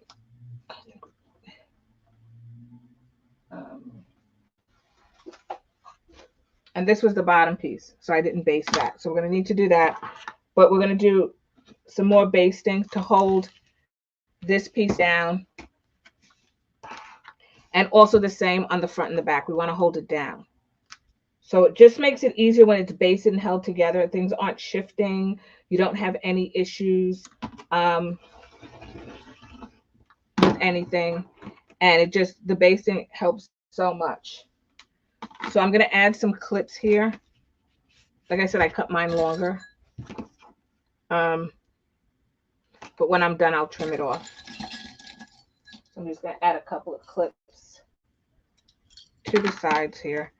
And then we're going to go back and we're going to do some basting, and then we're going to talk about how we put this all together. And I am pulling on this to get it as flat as possible.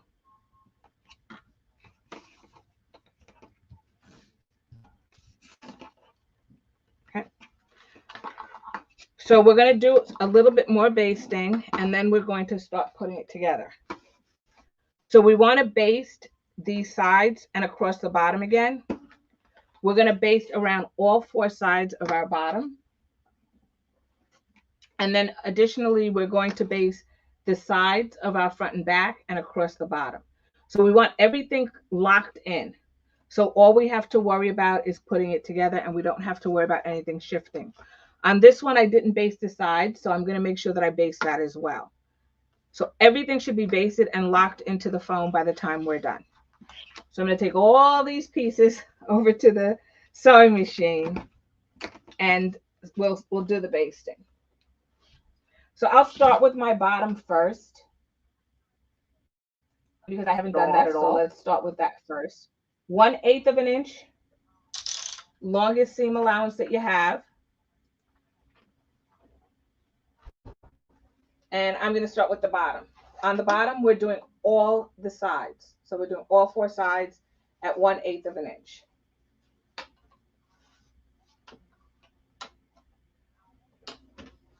I changed my stitch length to a 6.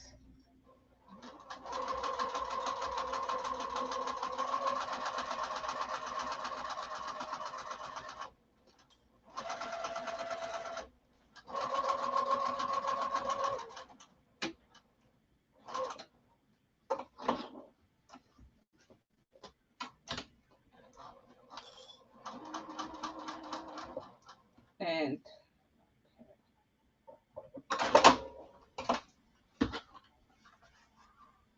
now it's coming up against Murphy's Law. Let's see. Yep. Okay. Let's get some bobbin thread going on here. 1 second.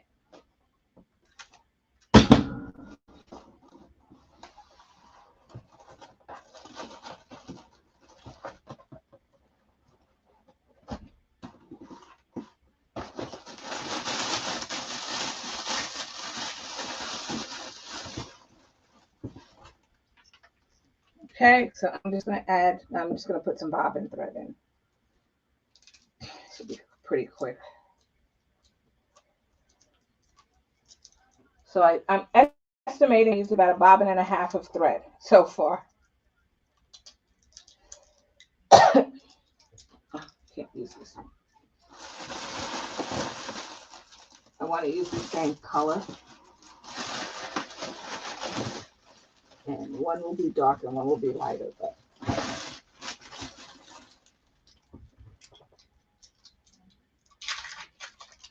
okay. So let's do the bobbin thread really quickly.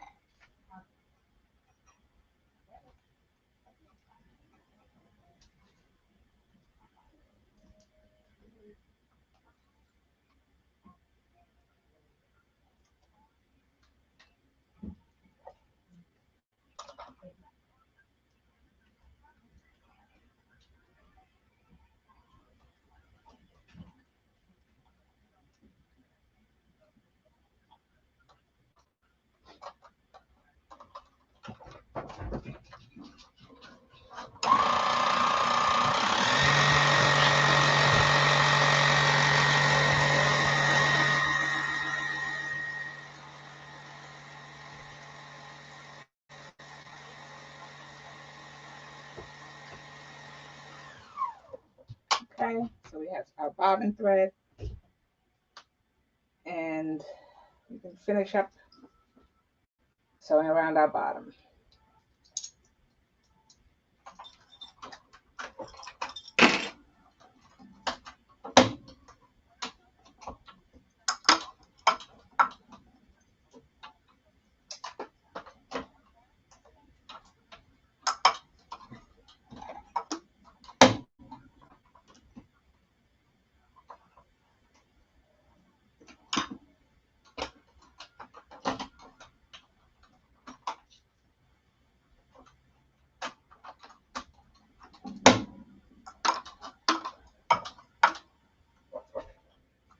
anything.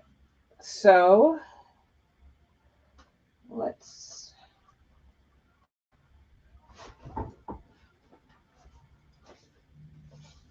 the good news is that it must have run out when I was doing the other piece. So let's sew this real quick.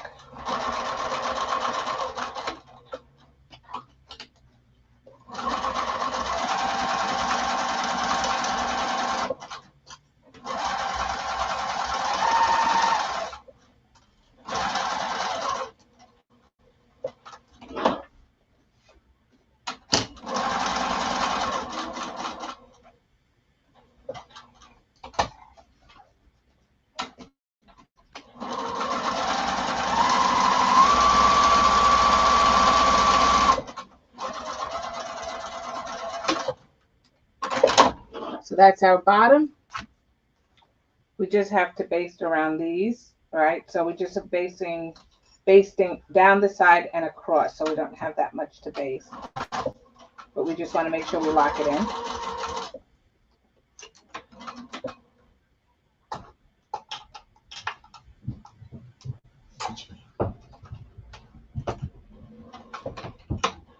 Oops. And then we're going to go across the bottom here. And we're going to go up the side.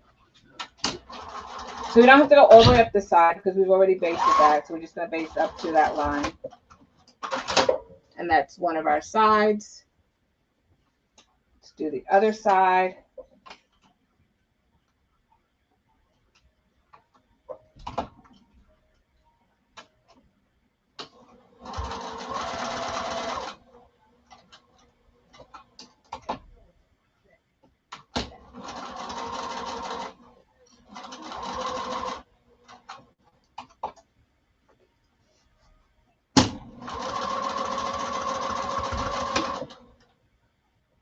And now we just have to do our front and back, So this one is the one that I didn't baste on the side, so it'll take me a little bit longer than the other one, but that's okay. We're just going to we're going to get it done.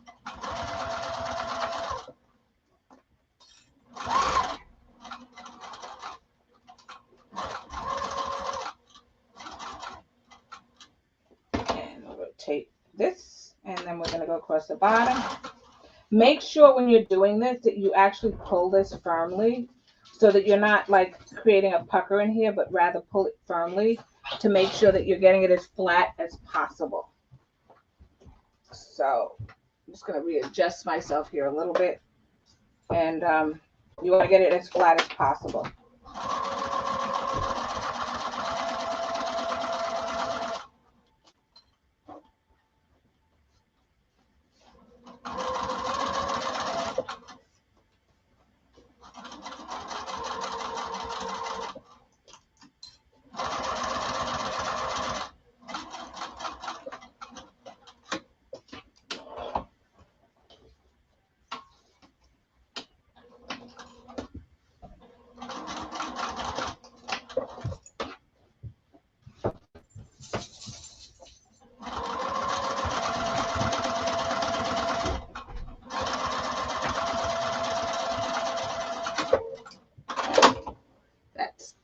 One front or one back, it doesn't matter, and there's one more.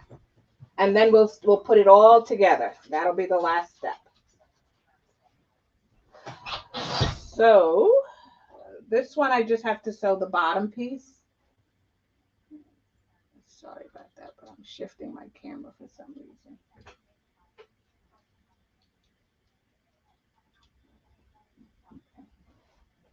And the reason it's shifting is because the cables are hanging off the table. So, okay.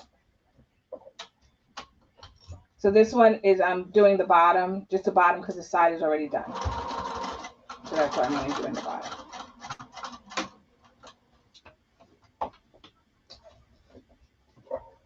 And then I'll just trim up the foam and we'll sew it together. Because some of it, the foam is longer than other pieces. But we'll sew it together.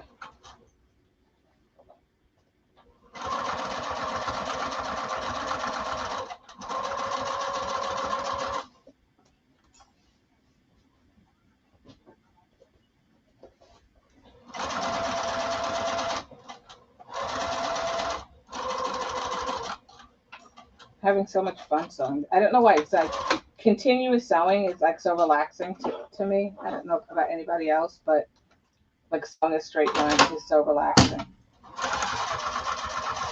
Okay, so that's done. So the good news is I know when I have to do my top stitching, it's all going to be, I have bobbin thread. So I go back.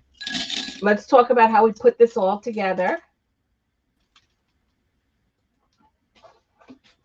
And I'm going to do some trimming real quickly, but not so quickly that I cut something, I hope. So I don't need the bottoms here because they're all stitched, so I can just cut that off. All right. And like I said, I cut mine bigger, longer. I tend to do that a lot because I want to make sure I have enough. I'm just going to trim some of this only because I want it to be totally square. It's going to become important that this is square when I'm done for the bottom. So I want to make sure that's as square as possible. Yes, you can iron the waterproof canvas now because it's on the right side. So if you want to run an iron across it, you can. So just want to make sure I get all those extra pieces off.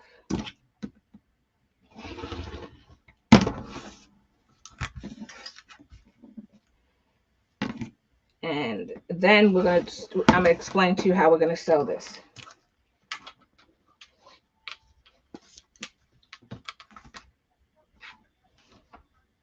So we're first going to put all the pieces together. That's what we're going to do. We're going to put all the pieces together first. And then we're going to top stitch it. And then we're going to close it up. So we're going to put 4 pieces together.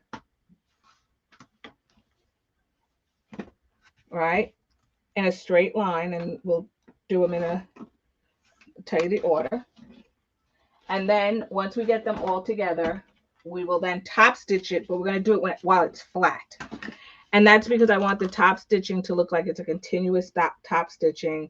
And sometimes if you top stitch pieces individually, it doesn't look like it's continuous because one may be a little higher and the other one may be a little lower.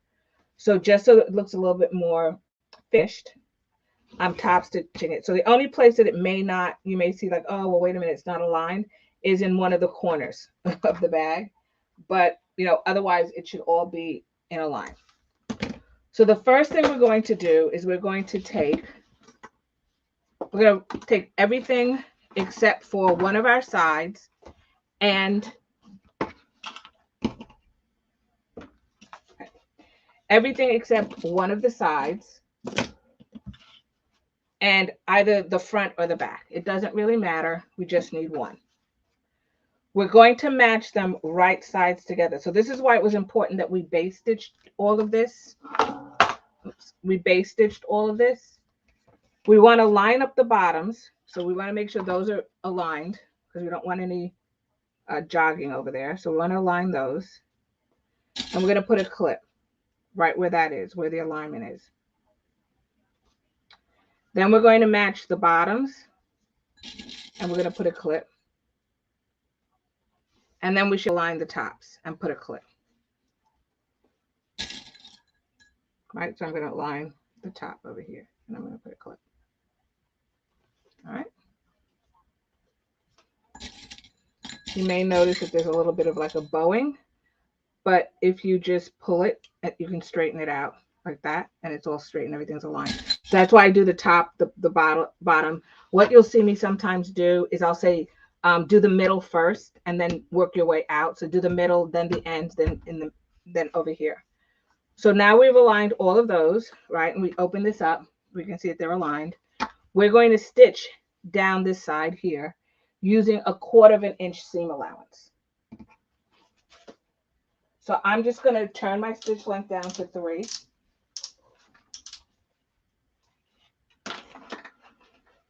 And we're going to stitch that. So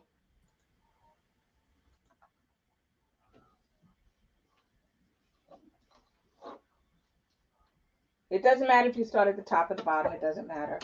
I'm just going to start at the bottom and I'm going to stitch. Back tack at the beginning, at the end.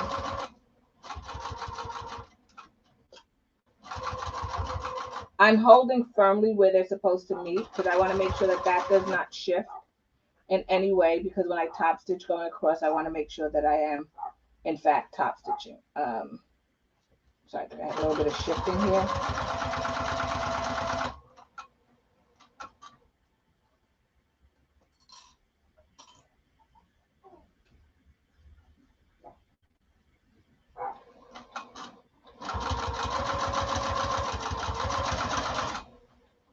And I'm going to do it. Okay? So that's the side. One side and either the front or the back. They're identical, so it doesn't matter. And I'll show you what it looks like over here. And before I do that,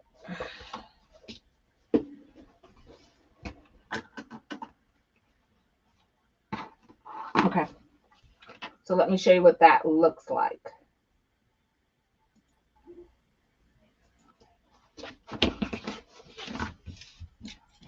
Okay, so you can see that that looks like that, right? So it's totally aligned.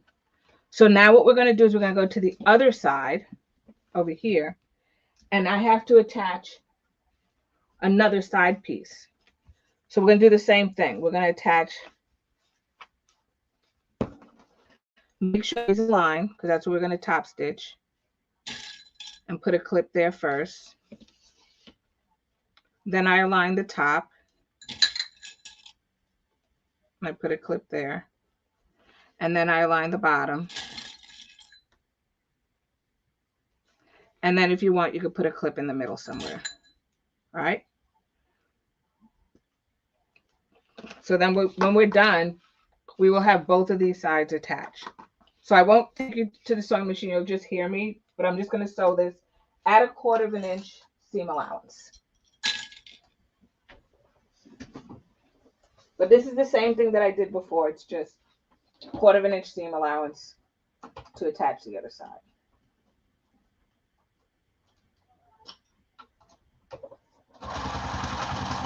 You will back stitch at the start and the stop.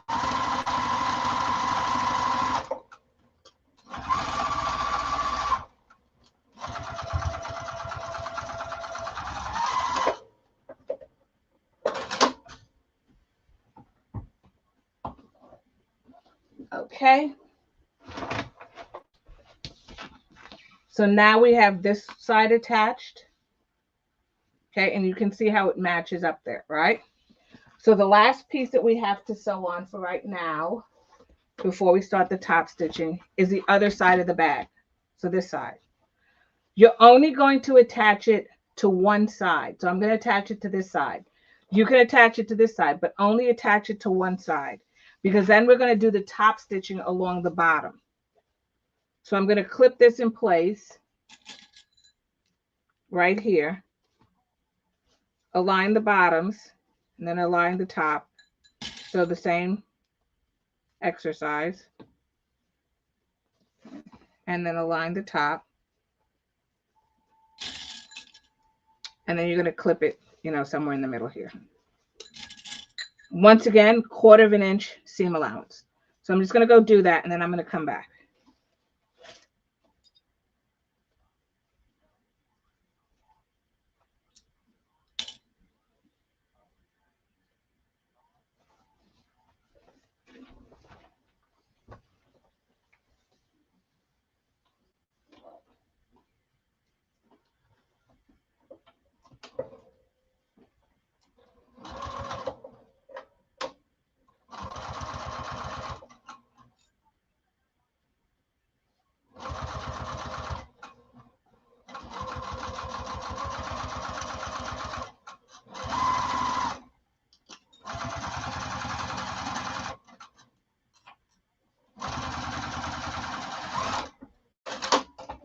Okay.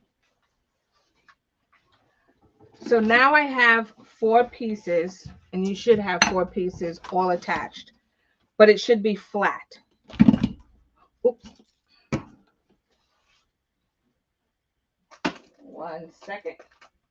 And the 4 pieces that you have attached should all be, add a little bit of a spilling situation here.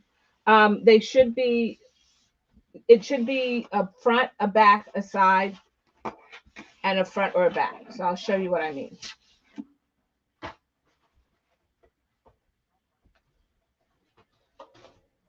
So it's going to be a long piece, so it's going to be hard to see, but I'll try my best. So this should be the front or the back.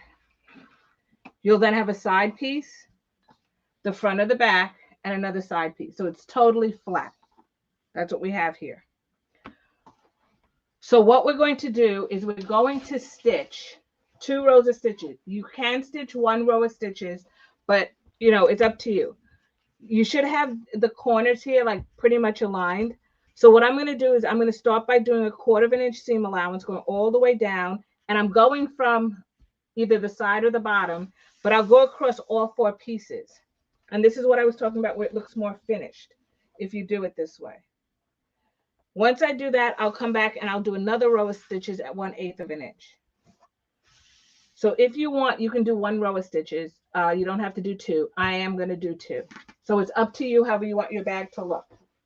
So I will take you to the sewing machine with me just so I can show you what I'm doing.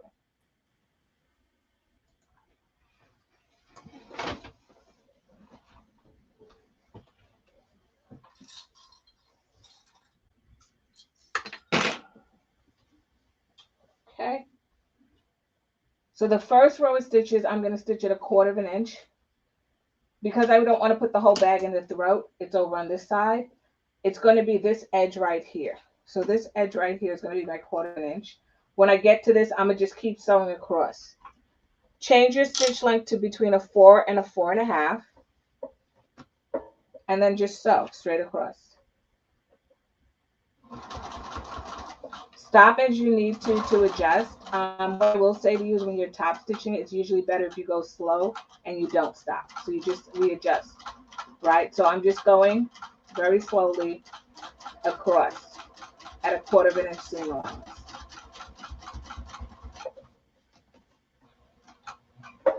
You will have thicker parts and thinner parts. So as you go over the thicker parts, take your time. You know, you don't want to break a needle or anything. So like where the straps are and where the seams are.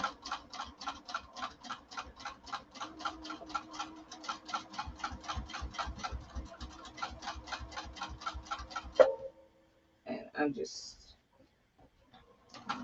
make sure if you stop, you always stop your needle in the down position. Do not stop with your needle in the up position because it's always hard to get it back where it needs to be. So you'll see that I'm stitching across.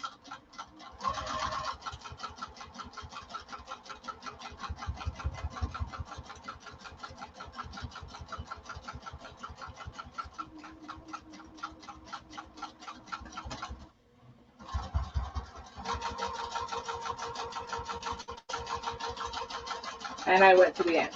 So it's a lot easier to do it that way. I'll show you the corners so you can see what I'm talking about. I think I have to readjust my tension a little bit here. But for example, in the corners here, you can see how it just goes straight across, straight across. So when you're looking at your bag and somebody looks at it, they can say, oh, the stitch goes straight across. And you don't have to worry about jogging because what happens is sometimes if you don't do this, the one stitch on when you attach them, one stitch could be either higher or lower. So I'm going to take you to I need to rethread my machine. Give me one second here. Apologize. I just need to rethread my machine.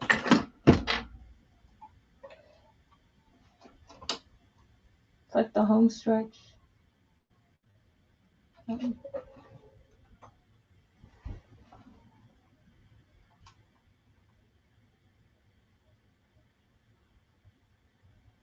Like I mentioned, you can just do 1 row of stitches if you want. You don't have to do 2. Apologize for my head if it's in the way. Okay.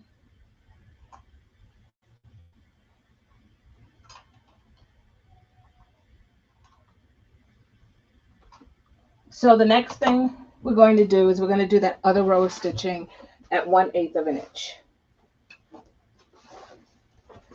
So this one's a little bit more tricky for me. And the reason it's tricky for me is because I don't stitch from this side.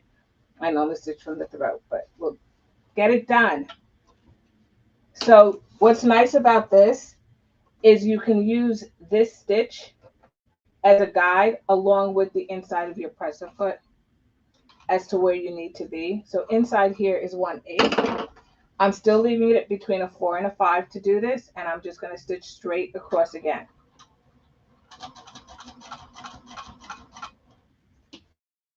I hope it makes sense to everybody, and it is, like I said, it does make the bag look neater to do it this way, because you know that at the corner that your top stitches match up. If if you've ever done a bag and you've done the top stitching, like for example, you do the front, you top stitch, you do the side, you top stitch, and then you put it all together and notice that the stitches don't line up. This is one way you can do it. And like I said, there'll only probably be one corner where it doesn't match up, and that's the final seam that we have to do down the side.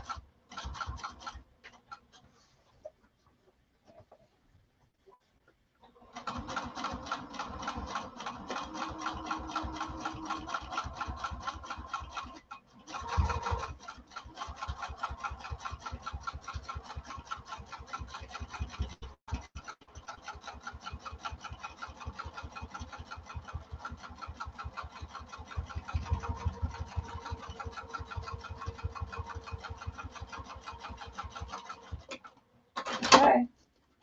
So now we have that second row. So we have 2 rows of top stitching going all the way around. So now what we're going to do is we're going to sew the bottom of the bag on part of the way before we actually put the whole thing together.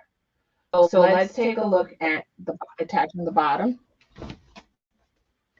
So what we're going to do for the bottom, I'm going to put this to the side for a moment, is in the corners, we're going to mark a little 1/4 inch box.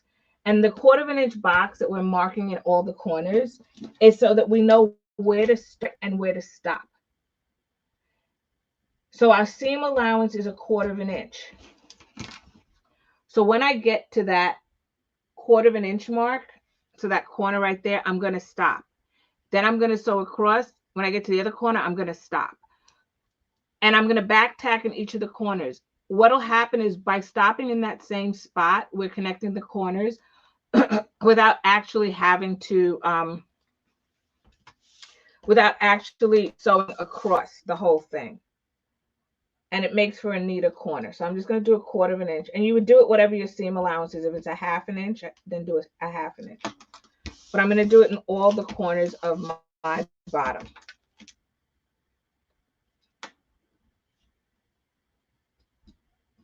Some people cut out the corners, so they'll cut the corners, but I always leave them on. Just in case you mess up, you don't want to cut it out. Okay. So now what we're going to do is we're going to retrieve our piece, this piece here. We're going to retrieve that piece. And we are going to clip it. Doesn't matter, front or back, but we have to clip it to either the front or the back. So I'm just going to clip it over here to this piece. And it's going to be clipped right sides together, just like this. So you're going to clip the sides. And you're going to clip across the bottom. Now what you should notice is where you drew this mark here, that should be the seam of where you are here. So all you simply have to do over here, all you simply have to do is get right there to that peak and stitch. Just back tack and it should fall right in this seam here. So you don't have to stitch all the way across. You just have to stitch to that peak. And we're going to do that. We're going to do this on first, and then we're going to sew up the side. So then at least we have the bottom stitched on. So I'll show you what I'm talking about. When we start on this side, we're not going to start all the way at the end. We're going to start at that 1/4 inch mark. So we're going to stitch a 1/4 inch seam allowance going all the way down, starting at the 1/4 inch mark, and we're going to back tack. So there will be about a 1/4 inch over here that's unsewn. And we will see that on each corner as we connect the bag. So let's just sew across the bottom. Thank you, Della. Thank you so much. Yours will too. I promise. I promise it'll come across beautifully. And just in time for the summer. So let's go to the sewing machine and sew this up.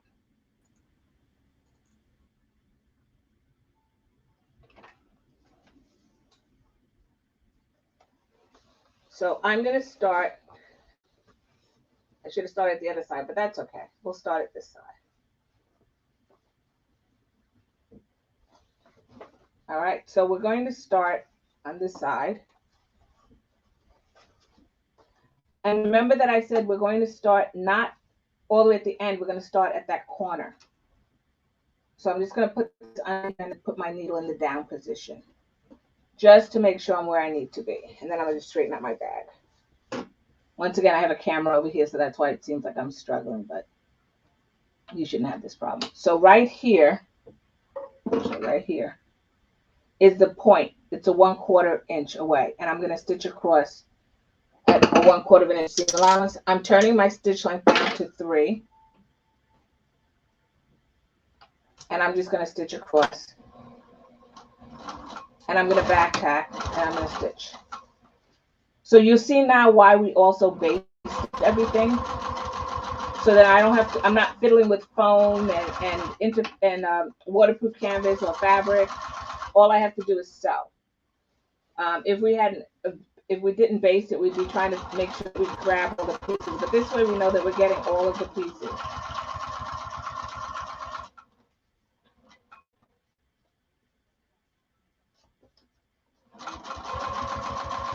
Just making sure that I get everything. So now when I get to this part right here, I'm going to stop at that corner right there. I'm not going to go all the way to the end. So don't go all the way to the end, just stop at the corner.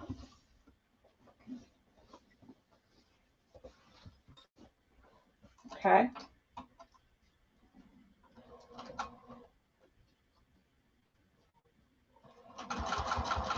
And then we're going to back tack. Okay. So now when I take this out, there should be a gap, a little bit of a gap here between in the corner. So you see that there's a gap. So now I'm going to stay right here. I'm going to make a total square of my piece, or rectangle in this case, of my piece. So I'm going to take my bottom and I'm going to fold it out of the way. Just fold it out of the way. I'm now going to attach the side, this side piece here. You see the side with the other piece, the front piece that I just sewed. So I'm just going to attach them. And I'm going to go back. Just I think it's probably easier if I show you cutting that. I'm going to show you at the sewing machine. Okay. So what I did was I sewed the bottom piece. You can see that. This bottom piece on to the bag. So the bottom piece is on. And I sewed it to one of either my front or my back, whatever you're doing. And then, so now what I'm going to do is I'm going to attach the bag so it's one complete bag. So where I had the sides open over here, it's like the threads multiply. Where I had it open over here, I'm now going to close it so it's not flat. So I'll have a front and then I'll have a side piece that I need to attach. So once again, make sure that you line up this side here. All right, we've top stitched it and everything. So make sure you line those up. Clip there first. Then when it comes to the bottom, you should be able to peel this back and align the bottom because you left that 1/4 inch opening at the bottom. So you should be able to peel it back and stick it in there. We're not going to go all the way to the bottom, but I'll show you that in a minute. And then you're going to clip at the top and then one in the middle because we have to sew up this side.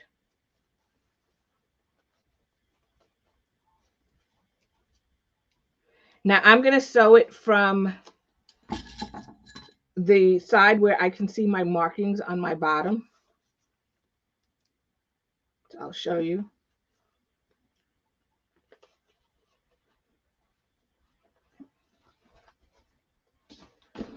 So my markings are on the bottom here. So when I sew the side, I'm going to sew it this way so I can see my marking on my bottom. And I know where to stop, right? You can also see in here, the stitch mark is right there where you stop. So I'm just going to make sure that I do this and I clip it in such a way that I grab that corner piece. So let's sew that. And when I get there, you'll see what I'm talking about.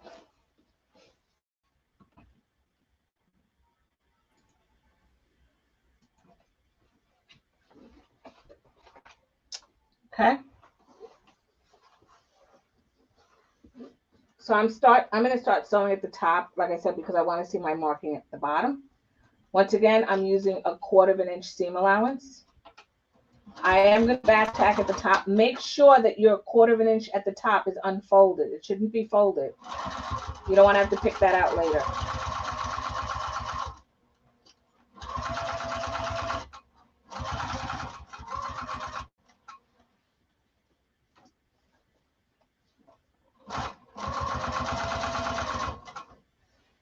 And take your time. You don't want to, this is not the time to break a needle. I know I've had quite a couple of mishaps, but I haven't broken any needle, knock wood. And then I'm going to come down to here. I can see where this is, so I'm just going to stitch and stop where that stitch line is at the bottom to my corner. And I should be hitting that same stitch and then back stitch. So it should connect the corner right there at the 1/4 inch mark. So now that I've done that, the next step is to close up the entire bottom. So I start with the bottom piece of the bag first. So I'll show you what I'm talking about. And that makes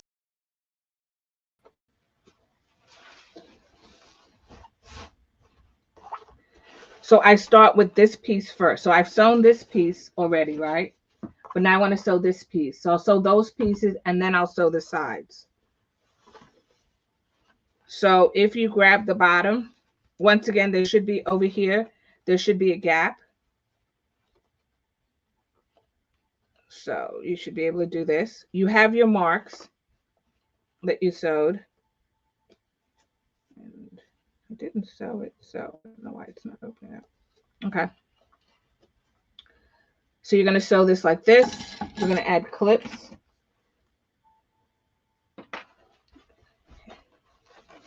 I'm going to do one little thing here. I'm just going to fold it in half and mark the center for myself. So I just fold it in half. And I'm going to mark the center for myself. Because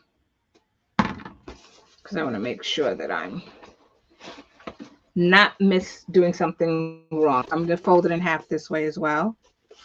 And I'm going to mark the center on either the front or the back for myself. Okay.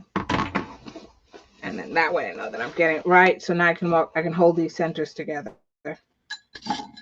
And I can put some clips here. I will be sewing it from the bottom so I can see the bottom once again because I need to see the markings. If it's easier for you, you can mark the bottom corners of your front, back, and sides if that's easier for you to do. So that's just, you know, something to be aware of.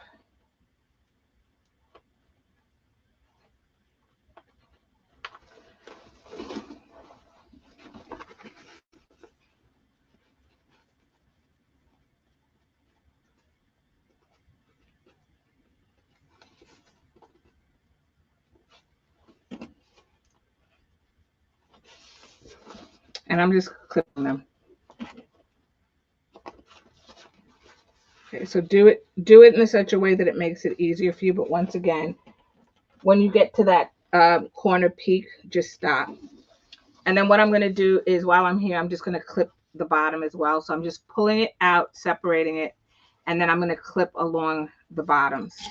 I mean the sides as well. So when I go to the sewing machine, I'll just sew everything at one time. But you should take your time with putting this together. Put the marks where you feel you need to. If you don't see them on the bottom and you want to just put them on the sides like here, and then on the side corners here, and that's easier for you, then please do that for yourself. I just find it makes it easier to not have to worry about stitching all the way to the end if you don't have to.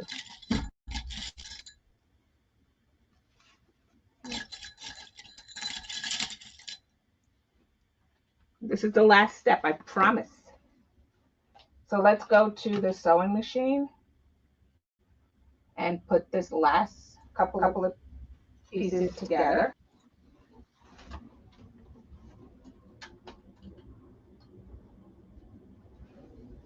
Okay. Once again, I said I'm stitching from the side that I can see, which is the bottom. So I will be stitching them. What I will tell you is when you have your corner like this, so if we look at the corner piece like this, and it's bunched up, you can actually pinch them so that the side matches the side of the front. You can pinch it like this if you'd like, and you can sew it that way because it makes it easier. So you just push that in, clip it here over here, and then it makes it easier to sew across the bottom. So I'm going to do that for the other side as well. I'm just going to push this side in and clip the side and the bottom together. And I'll show you that again. So here I have like 4 layers, but I'm not going to sew through 4 layers. I'm only going to sew to this peak and sew across, but it just makes it easier for me to sew it. All right, so if you find that that makes it easier. Normally I just bend it in and I sew it, but if you clip it, it keeps it out of the way. So all I'm trying to do is readjust this to move it out of the way.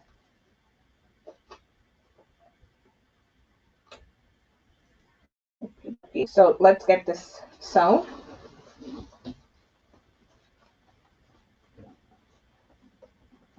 And don't forget the back tack, that's important.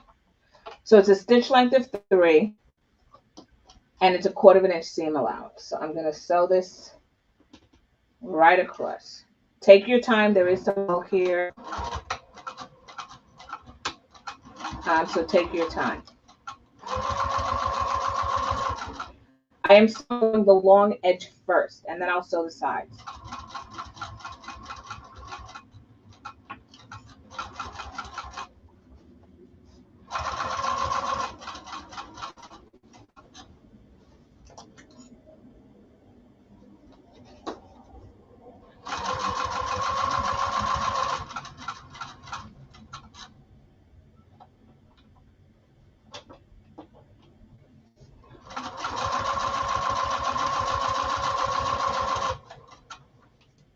And it's squishy, so you can bend it out of the way, like I pushed the bottom out of the way to get it as flat as possible.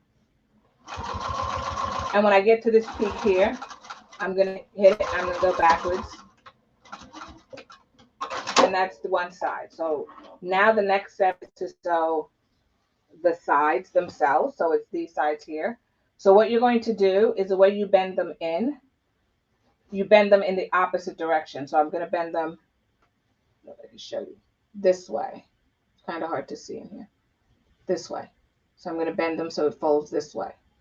And then I'm going to clip it.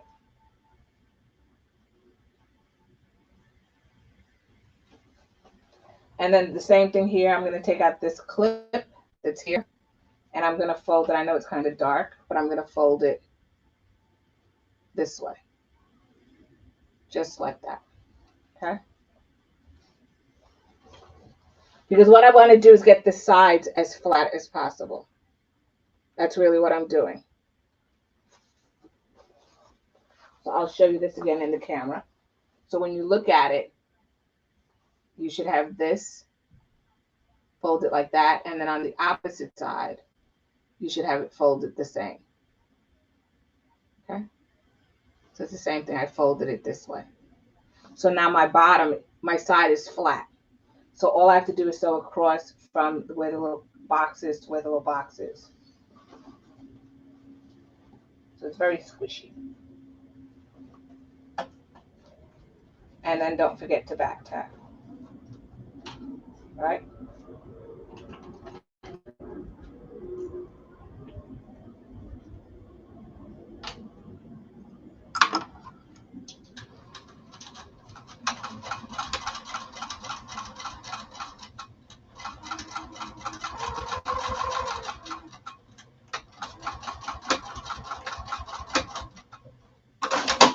Okay, so then that's one side.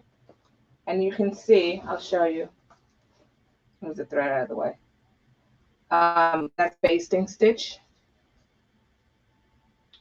Let's see if we can show you. Yep.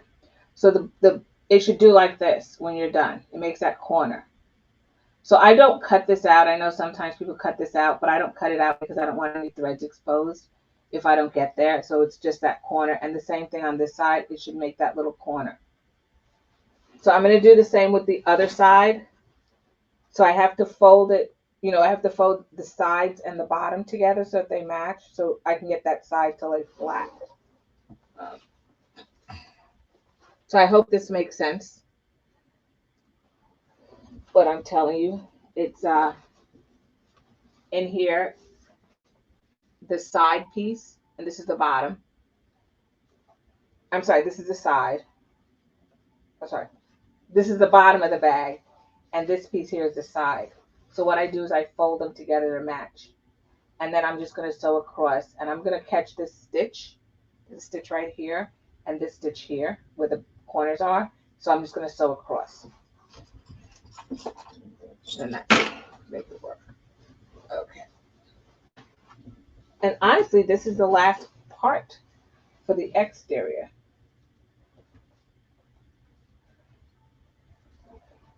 I wanted to make sure you all, you can see everything and you can follow along if you have to and you get stuck. So you should be able to rewind.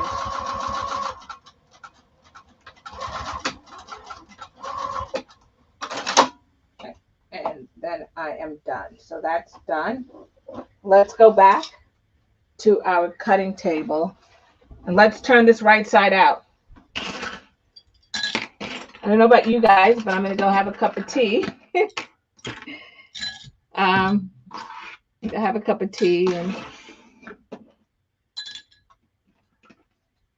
celebrate the making of the exterior of the bag. So let's take a look at what it looks like.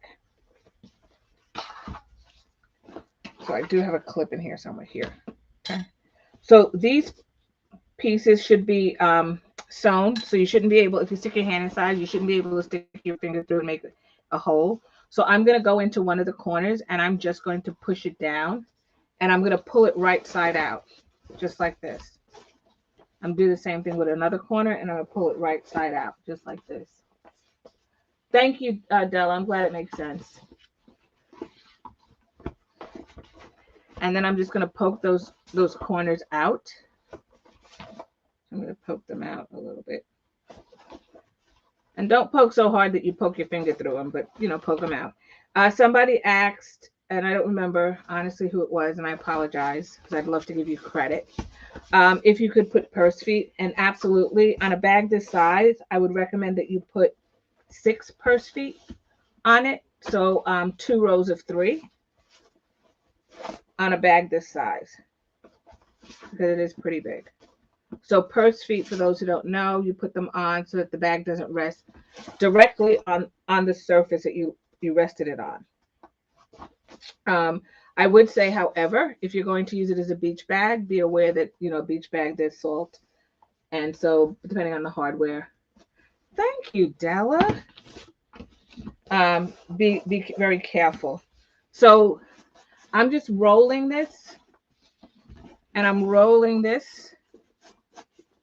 Right, we're gonna play with it some more when we're done, but you can see you have your double row of stitches. If you look at your corners over here, I don't know if you can see that, it should just flow into it. The only place you may not see the flow, and I think it was, I'm trying to figure out which corner it was.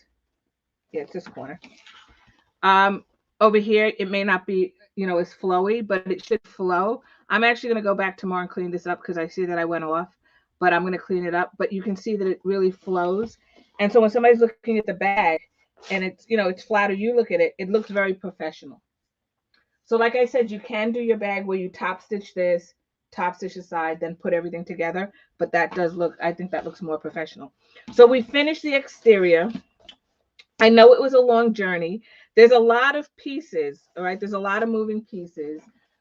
You should be able to take the things that you've learned and, whether it's just put this type of strap on or how to add a border to the bottom, these are things that you can do on other bags, to make them your own. Also, in this corner here, I don't know if you noticed, in that corner there where I added that little piece, it's not really noticeable. I'm looking at it and it's not, I know that I did it, but it's not noticeable. Like I said, I wouldn't recommend that you do that. Um, but you could, if you wanted to, fussy cut a piece in there. I could have also said, oh, that's where it is. And I could have just made my bag shorter and made this piece taller. So there's so many things I could have done to fix it without throwing it away. But anyway, this is the exterior of the bag. Tomorrow evening, we will be doing the finishing of it. And I thought tomorrow would be the long night, but I guess tonight is the long night. So tomorrow we will talk about the two pockets. We will also talk about how we create that top zipper closure.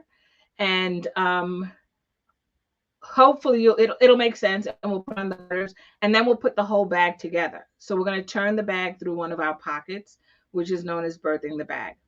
But I'd like to thank everybody so much for hanging there with me. For those who watch this on replay, please just put in their hashtag replay so that I know that you watched it on replay. I may not always know.